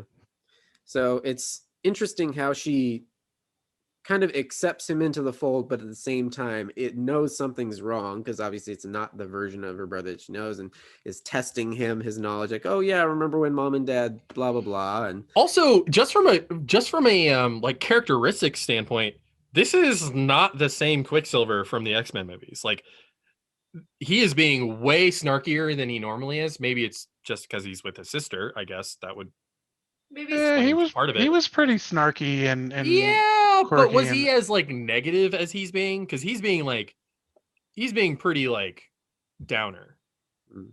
I don't think he actually had that many lines to be that much, because he didn't really talk too much, and just the few lines that he did have were just quick snark kind of lines. In the X-Men movies, you mean? Yeah. Yeah. I mean, he was only in 2 of them. He was only in Days of Future Past and Apocalypse. Yeah. And he only had, I think he only had maybe 10 minutes screen time combined. Yeah. He's in the second one a lot more than he's in the first one. Yeah. He's in the second half of the movie in the second one. Yeah. Popped in and was like, yeah, I'm cool. You need something done quick? All right. Yeah. But also, it just seems to me that it seems a little too, like, I would love for them to be telling us that the MCU exists, or the X-Men universe exists in the Marvel multiverse. I would love, and that's effectively what they're telling us, at least in some way, because even if he's not playing literally the same character, why would they do it? What I mean, from a storytelling perspective, it would needlessly complicate the story in a way that getting an actor to do it being a cool thing, it sort of outweighs. Yeah. And the only thing that I can say is that they approached Aaron Taylor Johnson and were like, "Hey, would you want to do this?" And he said no. And then they went with, get Evan Peters, like, Well, and that would be really cynical. And I would hate for that to be the reason why they did it. Yeah. I think that would suck. Yeah. Well, yeah, for sure. But I think this also, his attitude towards her and the way things play out with their dialogue through this episode plays into or adds credence to my theory that whether it was Strange or somebody plucked him from the multiverse and explicitly sent him there, like, here's what's going on, please help us out, because he reveals that he's onto her from the get-go. Like, he knows what's going on. He slowly, he's playing like buddy with the kids and everything, and finally he just lets slip during Halloween, like, this is crazy. Like, how did you pull this off anyway? And she's like, fucking what? Like she couldn't believe that he is aware, and she's like, you're okay? Like, you're okay with this? And he's just kind of like, fucking, I'm impressed. Like, holy shit. And, starts talking to her about the downsides of it and everything. That leads more into the fan theories that he's the villain, that he is secretly the villain, and the person that's using that face that where a certain Wanda person, recognized. a certain spiky helmeted person. Yes. Or headed person, I guess. A certain person of the underworld variety. Yeah. That's Mephisto, yeah. I get, you told me about him. This has actually been a theory from the very beginning of the show, which I was like, whatever, it's not Mephisto. There's no way it's Mephisto. But I don't know. I'm coming all the way around to the bend. I kind of bought into that one pretty early. It very, very much is in his wheelhouse to mess with her it's mind. Absolutely the type of thing that he would do. And her kids were literally made from his DNA. So, in the comics, yeah. Yeah. But the MCU consistently takes the storylines and tweaks them. Like Age of Ultron, the movie versus the comic, is really the only thing that it has in common is Ultron and the title. I mean, Civil War is the same thing. Like the only Civil thing War is closer. It's not 1-to-1 at all, but it is definitely closer than Age of Ultron is. I'd say it's 0.1 to 1. Really? Yeah, they've got the Superhuman Registration Act, which is the Sokovia Accords. Yeah, that's probably the only main thing they have in common, other than the title. Like nothing, none of the conflict, none of the players are the same. Bad. Well, and in the comics, because of Iron Man 2008, they made the choice, thanks to Robert Downey Jr.'s improv, I am Iron Man. They did away with the bothering with secret identities in the MCU, which the major. Which they'd been distancing. Comic. Marvel Comics had been distancing themselves from secret identities for a long ass time. I mean, even as like the early 90s, they were starting to get rid of secret identities for like most of the heroes. And the only one that it's still a core tenet of is Spider-Man, basically. Yeah. Well, at the end of Far From Home. Yeah. Interesting. Thanks to goddamn J. Jonah Jameson. Well, I think most of the reason why I didn't think that it could be Mephisto is, and I know I said the same thing about Thor. I should know better. That audiences are weird about metaphysical villains in movies and television if they're not done exactly right. Constantine is a good example of this. And I guess I just didn't think that Marvel would bring in Mephisto. I guess I just didn't. He's one of the biggest mystical villains, and that's the whole phase that Marvel is going into. This next phase is mystical multiverse. Now, what Because do you don't forget, you have Moon Knight coming up. You have that's true. You have Blade coming up as well. Khonshu. He's a villain to both of those characters. Yeah, and I guess you can't have vampires without the fucking devil. Yeah, pretty much. I mean, not like traditional vampires. And that's something interesting. Like, are we gonna see? I guess we are. We're gonna see fucking vampires in the MCU. Like, wait, this is interesting. Is fucking Jared Leto's vampire gonna be hunted by Blade at some point? Oh, he's Morbius. Is Morbius gonna be hunted by Blade? Oh. Probably not, because that doesn't. I hope it's not included in Sony's MCU contract, but I hope he gets recasted. I don't want to see Jared Leto as fucking Morbius. Come on. If Joss Whedon is getting called out, it's just a matter of time until he does too. Because the same rumblings under the table that have happened with Joss Whedon have been happening with him for the same amount of time. Yeah, he's another one of the open secret assholes in the Hollywood industry. You know what it really comes down to? It really just comes down to someone who's big enough, who has enough bravery to come out. That's really what that's it. I like that we are getting more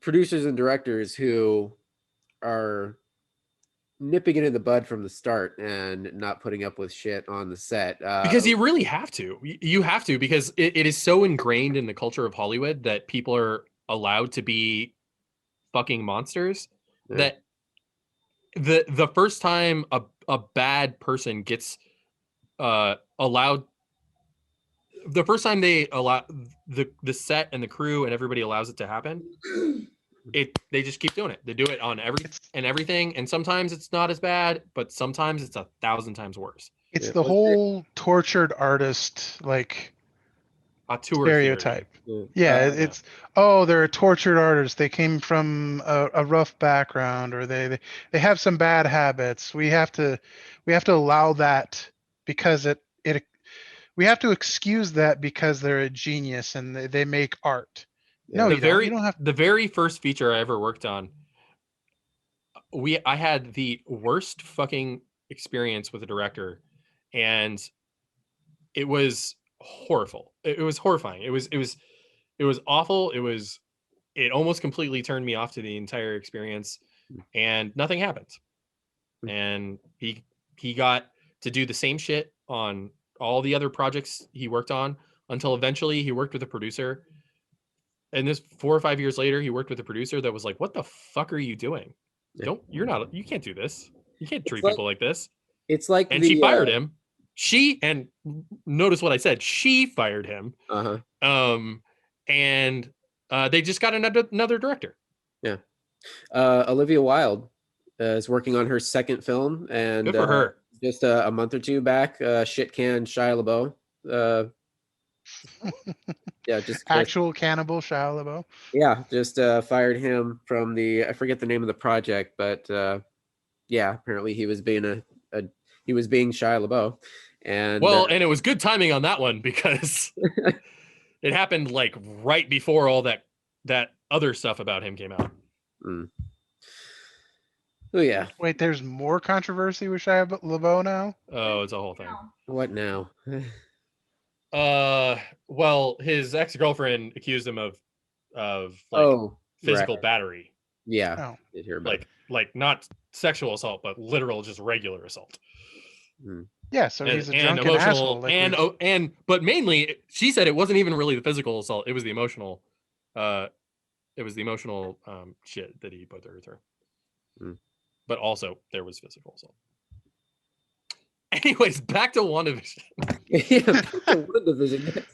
Back to the emotional assault that is WandaVision. God, can we have anything that is good? Oh yeah, and at the same time, we're geeking over this show that is becoming a horror show. I mean, I guess it Literally has torturing the people. It's been a slow burn horror show this entire time, but now we're seeing it. Those moments of Vision walking to the edge. Oh, those were rough. Yeah. And yeah, And just the lady crying but not able to move. Oh, the single tear like streaming down her face. Yeah. Yeah. Yeah, it's becoming very difficult to empathize or sympathize with Wanda at this point. Well, But they've also been kind of. I don't know, more because we're not 100%. I mean, we have been literally told that it's all Wanda by Monica Rambeau, but and Wanda herself knows that she has started it and has an amount of control over it. I'm still not completely convinced that she's not being influenced somehow. Yeah, she said she wasn't aware how she was able to start, how it came to fruition, but then she became aware that she is in control of it. I think that's what she discussed with. But I think she also knows that if she closes this down, she does not know what happens to her kids, and she knows that Vision will die. Goes back to the dead. Yeah. And that was that was elucidated in this episode, is that Vision can't leave the Hex. Yeah, he is absolutely still dead. That was so sad. Even though we saw it coming, but still, it's just like, oh god, he's just. I mean, I am a little annoyed that they ended up killing Vision so quickly, just because I'm such a huge fan of his storylines in the comics. But I mean, if this is the way he goes out, I guess that would be fine, since we got a show of him more. But I wish they would have done more with him. I think there's still a chance for him to come back. I think so too. I think it's possible. I mean, A, they were testing on his body, so they were doing some shenanigans at Sword. And B, Shuri was like 99% done with separating him from the Mind Stone before he went out to the fight. So like Shuri can still come back into this and say, Magic MacGuffin, he's alive. Yeah. So while we were watching the episode, before Vision physically tried leaving the Hex. The Hex. Yeah, Tony and I had paused it, and we had discussed, like, dude, everything that goes in changes and stays the same when it comes out. So Vision goes in dead, he becomes alive. So with that theory, with those rules, he should be able to leave alive. But then it showed that no, he can't.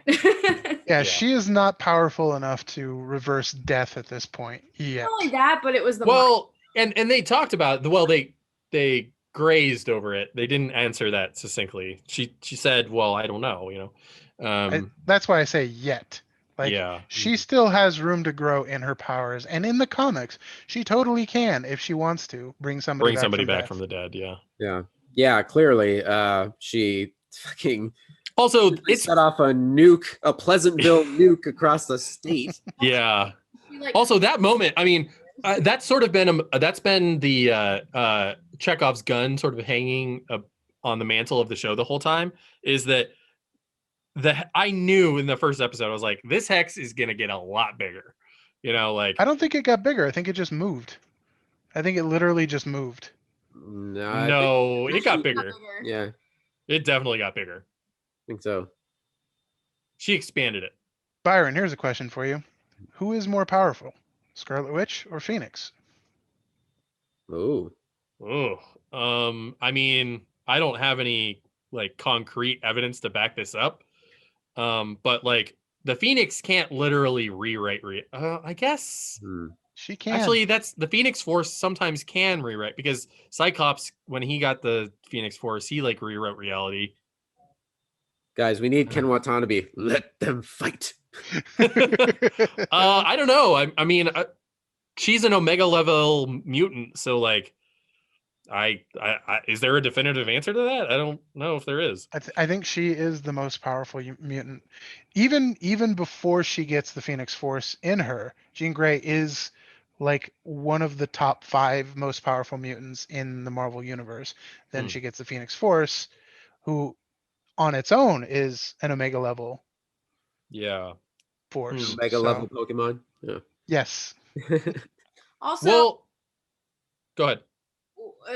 okay, this is kind of diverting from the current topic at hand, but while we were watching it, Tony pointed out that the outfits that her and Vision wear in the Halloween episode are ones directly from the OG comics. Oh yeah, they're all comics accurate. So that was a pretty cool little Easter. They're great. They're the 70s era. Hers is the 60s era, and Vision didn't come around until the 70s. But yeah, it's even Quicksilver. Those colors are glaring. even Quicksilver's costume is comics accurate. Yeah, well, and not just that, but Wiccan and Speed. Their costumes are comics accurate too. Yeah, Billy and Tommy. Yeah. Quicksilver's hair, though, that was very Wolverine. As Meg put it perfectly, it was a cross between Wolverine and Ace Ventura. Or the devil. Oh. Got some or horns Mephisto, there. Horns. Okay, Mephisto. Another thing that I found extremely disturbing was that fucking shark commercial that they did. Yeah, so that actually, I think that was the first time in any episode that I really truly had no idea what that was about. Yeah, neither did we. It was very Lynchian. Yeah, just clawing at the seal, but he can't get it open, and then he fucking starves to death. Like, what the fuck? Yeah, so everything else has tied back to what, and it's like a very direct reference to something. Yeah, everything's been a direct reference to something that we've seen in the movies or was told about in the movies. But magic?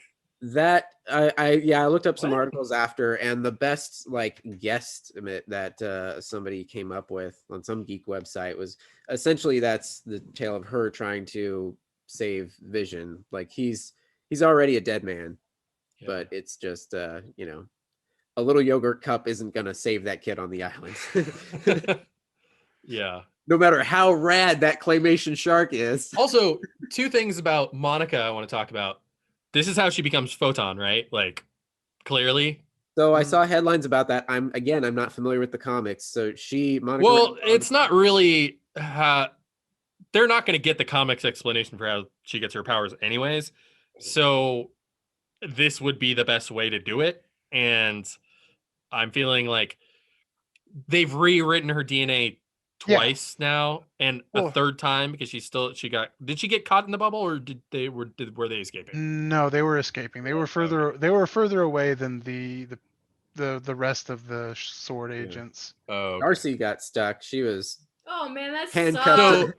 So some of the things that I was reading was that she's going to come back as her sitcom character.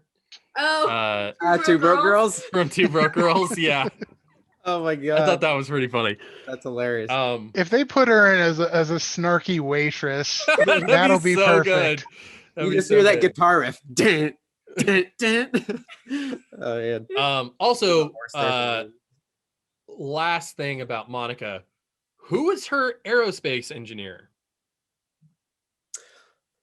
It could be Reed Richards if they want to put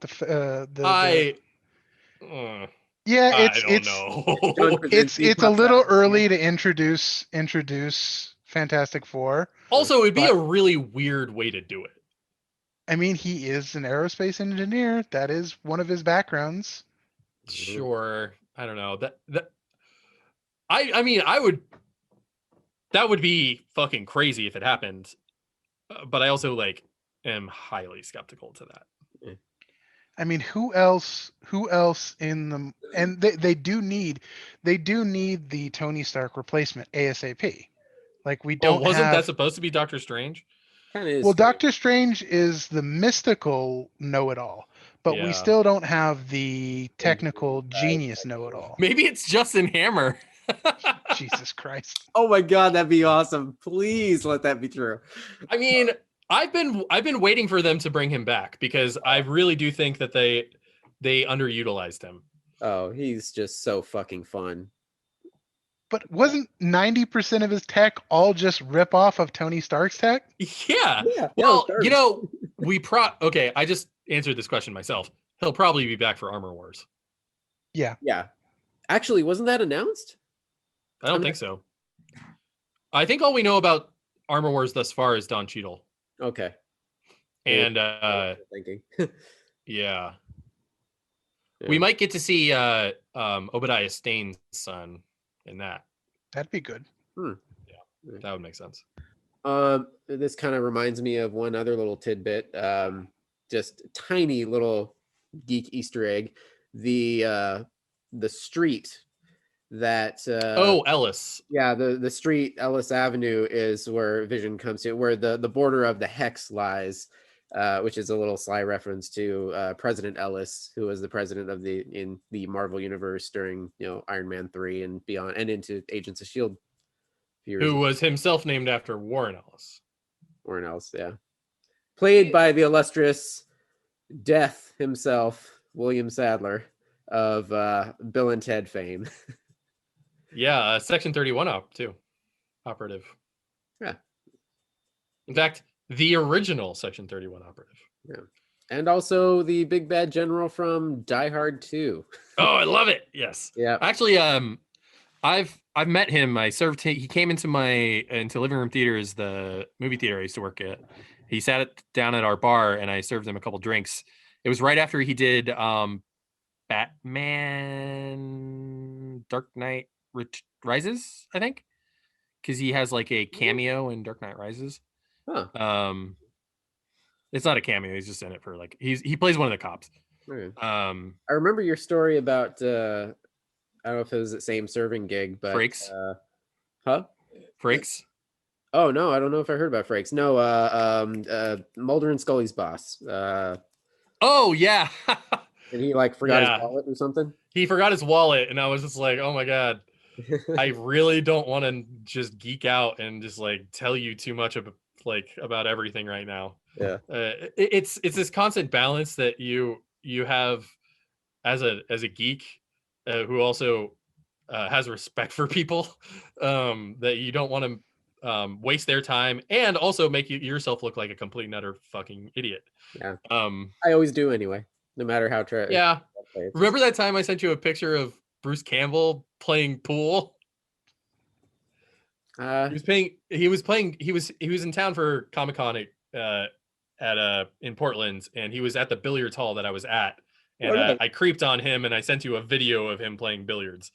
Oh shit, I don't remember that. It was like 2010 or something. Oh wow. Oh Bruce. Groovy Bruce. So what do you guys think is coming for WandaVision? What do you think is on the horizon? Fuck, I genuinely don't know anymore. They basically wiped out the whole like outside troops by putting it within the bubbles. So yeah, that's literally nobody left. It's gonna have to be a much bigger operation to contain this than it was. Yeah, because all the tech is basically worthless. But it also leaves Monica up to do whatever the fuck she wants, whatever she was planning. There's nobody to stop her or interfere with her. Yeah, because they're all clowns now. So, literal clowns. Yeah. So yeah, either Monica, her little aerospace engineer friend, and their little band are going to... I mean, it's pretty clear that it's going to be a big reveal, though. Whoever the aerospace engineer, it's going to be somebody big, and it's going to be somebody who at least the fans are going to lose their shit about. Yeah. And so I think so there was a rumor a couple of weeks ago that one of the next episodes was going to be a Malcolm in the Middle episode, and that was the theme of this one. So that leads me to believe that the same person that leaked that information is kind of is going to be right about the next one. Yeah. The next one might be an Office themed episode. Oh, interesting. Probably, yeah, either Office or like Modern Family. That format of, here's the interview talking at to the camera. Yeah, here's the narrative, and then we're talking to the camera. Yeah. Wow. Yeah. And that could be the theme. Like, okay, Monica's going to the aerospace engineer, and they're going to design their ship. But then it wouldn't make sense for her to be talking to the camera. It'd have to be someone inside. Well, maybe it'll be at Vision's work. Yeah. Probably. Yeah, that makes sense. Yeah. Either way, the threat has grown so large. Also, do we think that, I mean, what about Billy and Tommy? I think they're going to survive. Oh, they're real. They're real at this point. They are Yeah. absolutely real. What was up with them? I even asked Tony this question. It's just like, were they also kids in town that she is now reassigned as her children? No, those are her Did kids. she create them? She created them Oh shit. from scratch. But they're her kids, and I'm fairly sure they're real. Because in this episode, he was able to counter her. And if she was controlling him, he wouldn't be able to counter anything, prevent her from controlling her.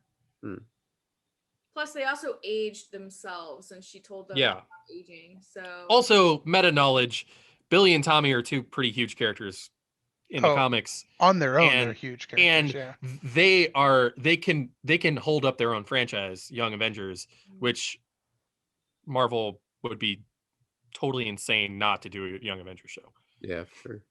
I think that's pretty much where they're headed with with them doing Ironheart and they're doing the next generation stuff. But Mrs. I mean, Marvel, But Young Avengers seems like the point of it all. Especially they're looking at like Spider-Man is probably the oldest one. Yeah, because they can get Hulkling from the Skrulls. Well, but not only that, they have Miss Marvel. They have these two kids. They're doing what's the other young one that they're doing? Also, we might get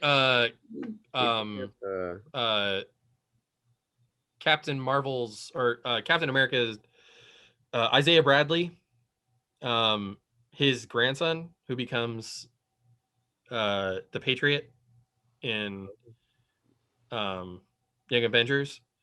So there's this really good storyline in Marvel Comics where after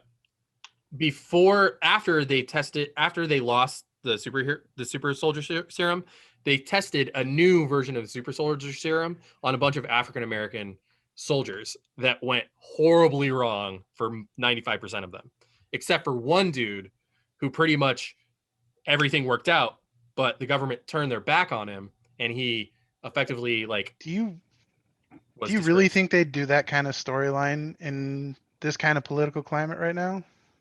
Absolutely. Oh yeah. Why not? They're banking on. I mean, they did Black Panther. I mean, they're talking about the horrors of colonialism. So True. Oh, that was another bit of news that they're actually developing a Wakanda series. Oh, yes. That's right. Yeah. Yeah. I mean, honestly,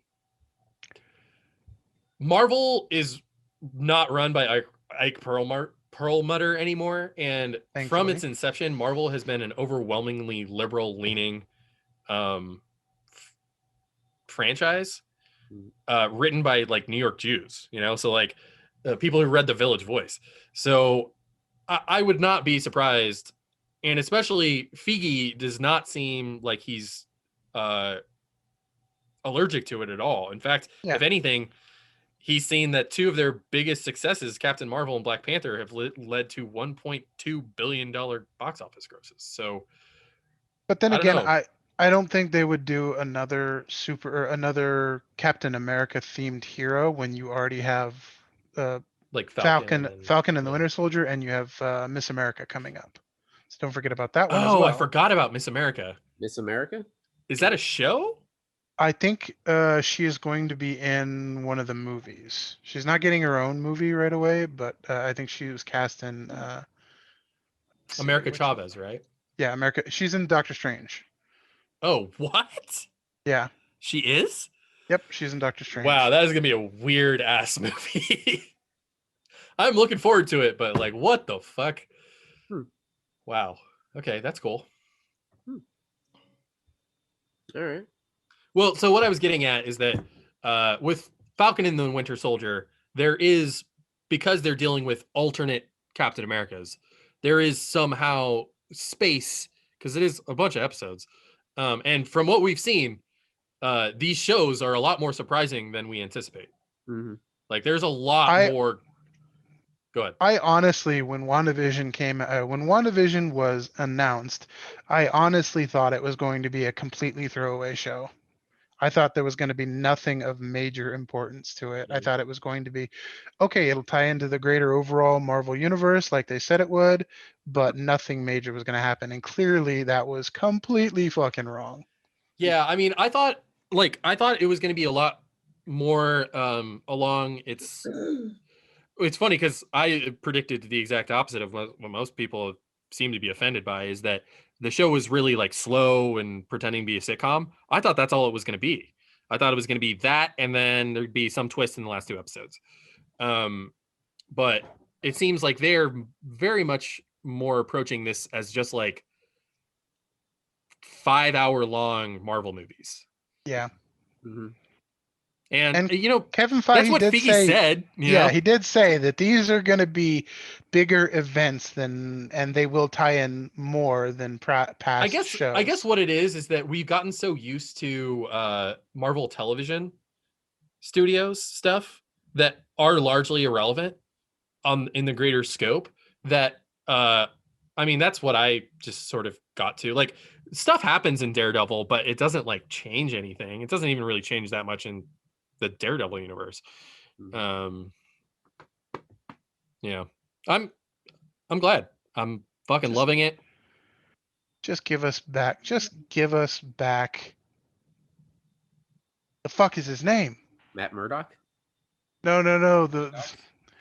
The bad guy. Kingpin. Oh, Kingpin. Fuck yes. Honestly, like I really just wish that they would just give us all of those back, because I've really enjoyed those shows.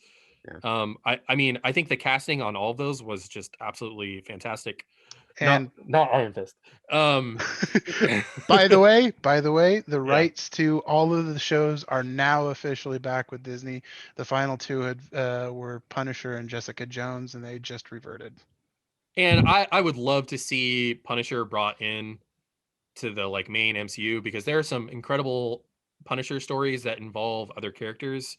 Yeah. I mean, the relationship between Cap and Punisher is fascinating.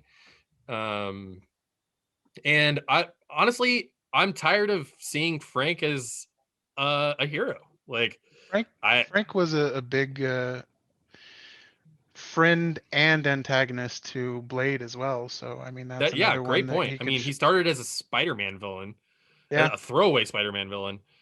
So like I just love to see him interact with Spidey, and give me Kingpin and Spidey, please. I mean, and Vincent seriously, D'Onofrio would be the perfect one to play against Tom Holland. Yeah, no, absolutely, because he's so like awfully serious, like. Can you imagine like Tom Holland just quipping at him? It'd be amazing. It'd be so fun. Yeah. I mean, gosh, wow. I mean, so I am right now. I haven't done this in a long time. I'm doing a full read through of an entire event series of Marvel. The last time I did it was Civil War in 2008. God, that was a slog to get through. I read it in 2008. Came out in 2007. I downloaded some like 60 gigabyte torrent of every single. I think I have the same torrent. And I literally just went one by one by one, and I read every single tie-in issue to Civil War, and there were like 500 fucking tie-in it was issues. a slog to get through. Jesus Christ. So I'm doing that now with Secret Empire, just because. Do you guys know what the Secret Empire storyline is? Refresh my memory. So Secret Empire is Cap is actually Hydra. Right. Hail Hydra. And it happened in 2017. It's written by it's pretty good. It's mainly Falcon and Captain America, the 2 storylines. Falcon is Capped, and Cap is also Cap, but he's also Hydra. And then it eventually leads to Hydra taking over the United States. And this happened right after the election. And a lot of people were pissed off about the storyline. But I love when Marvel gets political, because I actually think they do a rather good job of making superheroes political in a way that seems impossible. Wait, are you saying that people were upset that Nazis actually took over the US? Well, and it made so much sense to me that like the most American of heroes was turning out to be a fucking Nazi. Like it seemed very appropriate at the time. Yeah, I do remember hearing about that now because so many people were pissed. Like you don't mess with Cap like that. Yeah. And I thought it was a brilliant turn using Cap as a political tool like that to be able to say something larger about American society. Anyways, that's my next big comics project. I haven't done something like this in a long time. It's not quite as big as Civil War, but I'm excited. Mine is I finally resubscribed to the Marvel app, and Marvel my Unlimited. goal, yeah, Yeah, Marvel man, I love Unlimited. it. It's great.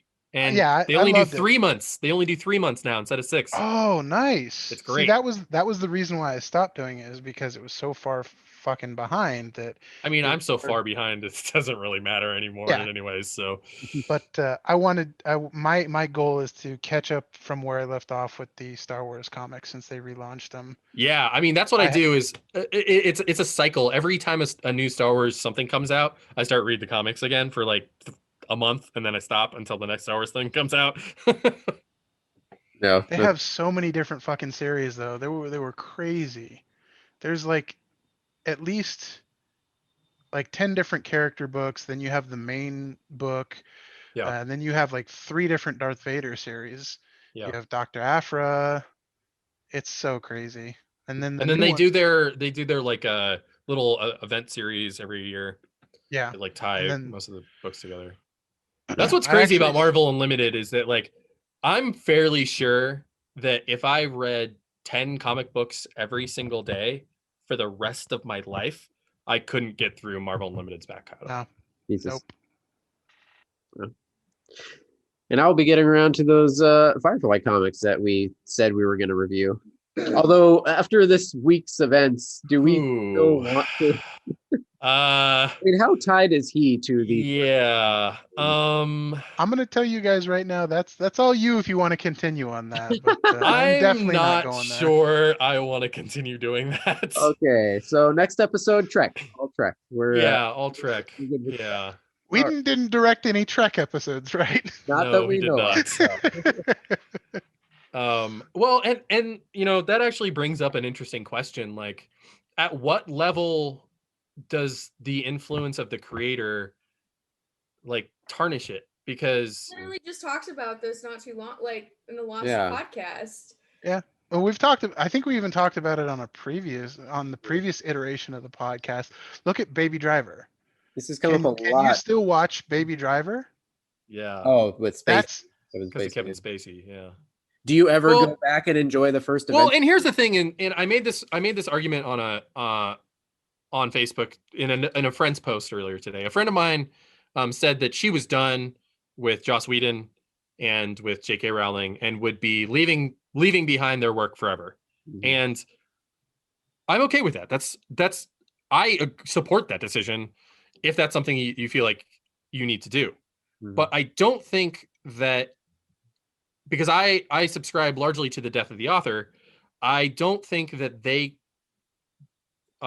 control. I won't buy anything from J.K. Rowling, and I probably am very most likely will not buy any Joss Whedon related stuff. That's a little bit hairier because the financial compensation of that is much hairier. But we can still study the works of problematic people because we have to as a society look at the things that are wrong with our society, and we have to say, why is that wrong and what made it wrong and how do we prevent ourselves from doing that? It's the same reason that people study The Triumph of the Will to understand the effectiveness of Nazi propaganda. Like, we have to understand the past so we don't repeat it. So because we live in a society. I mean, yeah. So like, just because these bad people did these things and they very much have infected the works, like I don't know if I can ever really watch Firefly without in the bottom of my stomach feeling like this was made by a bad person, you know? Like I don't think I can ever do that again. But if I do, I'll know what to look for, and I'll know why I'm watching it. It's to understand what made it bad if I ever do revisit it. So I don't think that we shouldn't like demonize people for consuming the media. We should demonize them for lining the pockets of the people who create the media. So like if you're buying stuff from those people, I think you might want to, if you care about, the people that these stories are hurting, then you should really look at yourself and look at, what your wallet is buying. Yeah, I mean, I own every MCU movie up through Infinity War. If I do a full rewatch in the future, I'm not going to skip over Avengers 1 and 2. I probably won't either. But I mean, every single time that Loki says Mewling Quim, I've always felt uncomfortable with it, and I've always been uncomfortable with it, and going forward, I will always be uncomfortable with it. But now I know exactly why I felt uncomfortable with it. It was because it was uncomfortable. Yep. All right, guys. I have no idea how long we've been rambling, but we should probably put a cap on this. All right, guys. Well, thank you for joining. This is Tony. This is Todd. This is Byron. And Meg. And Meg, the curator of all Buffy knowledge. Sure. Sure. Stay frosty, guys.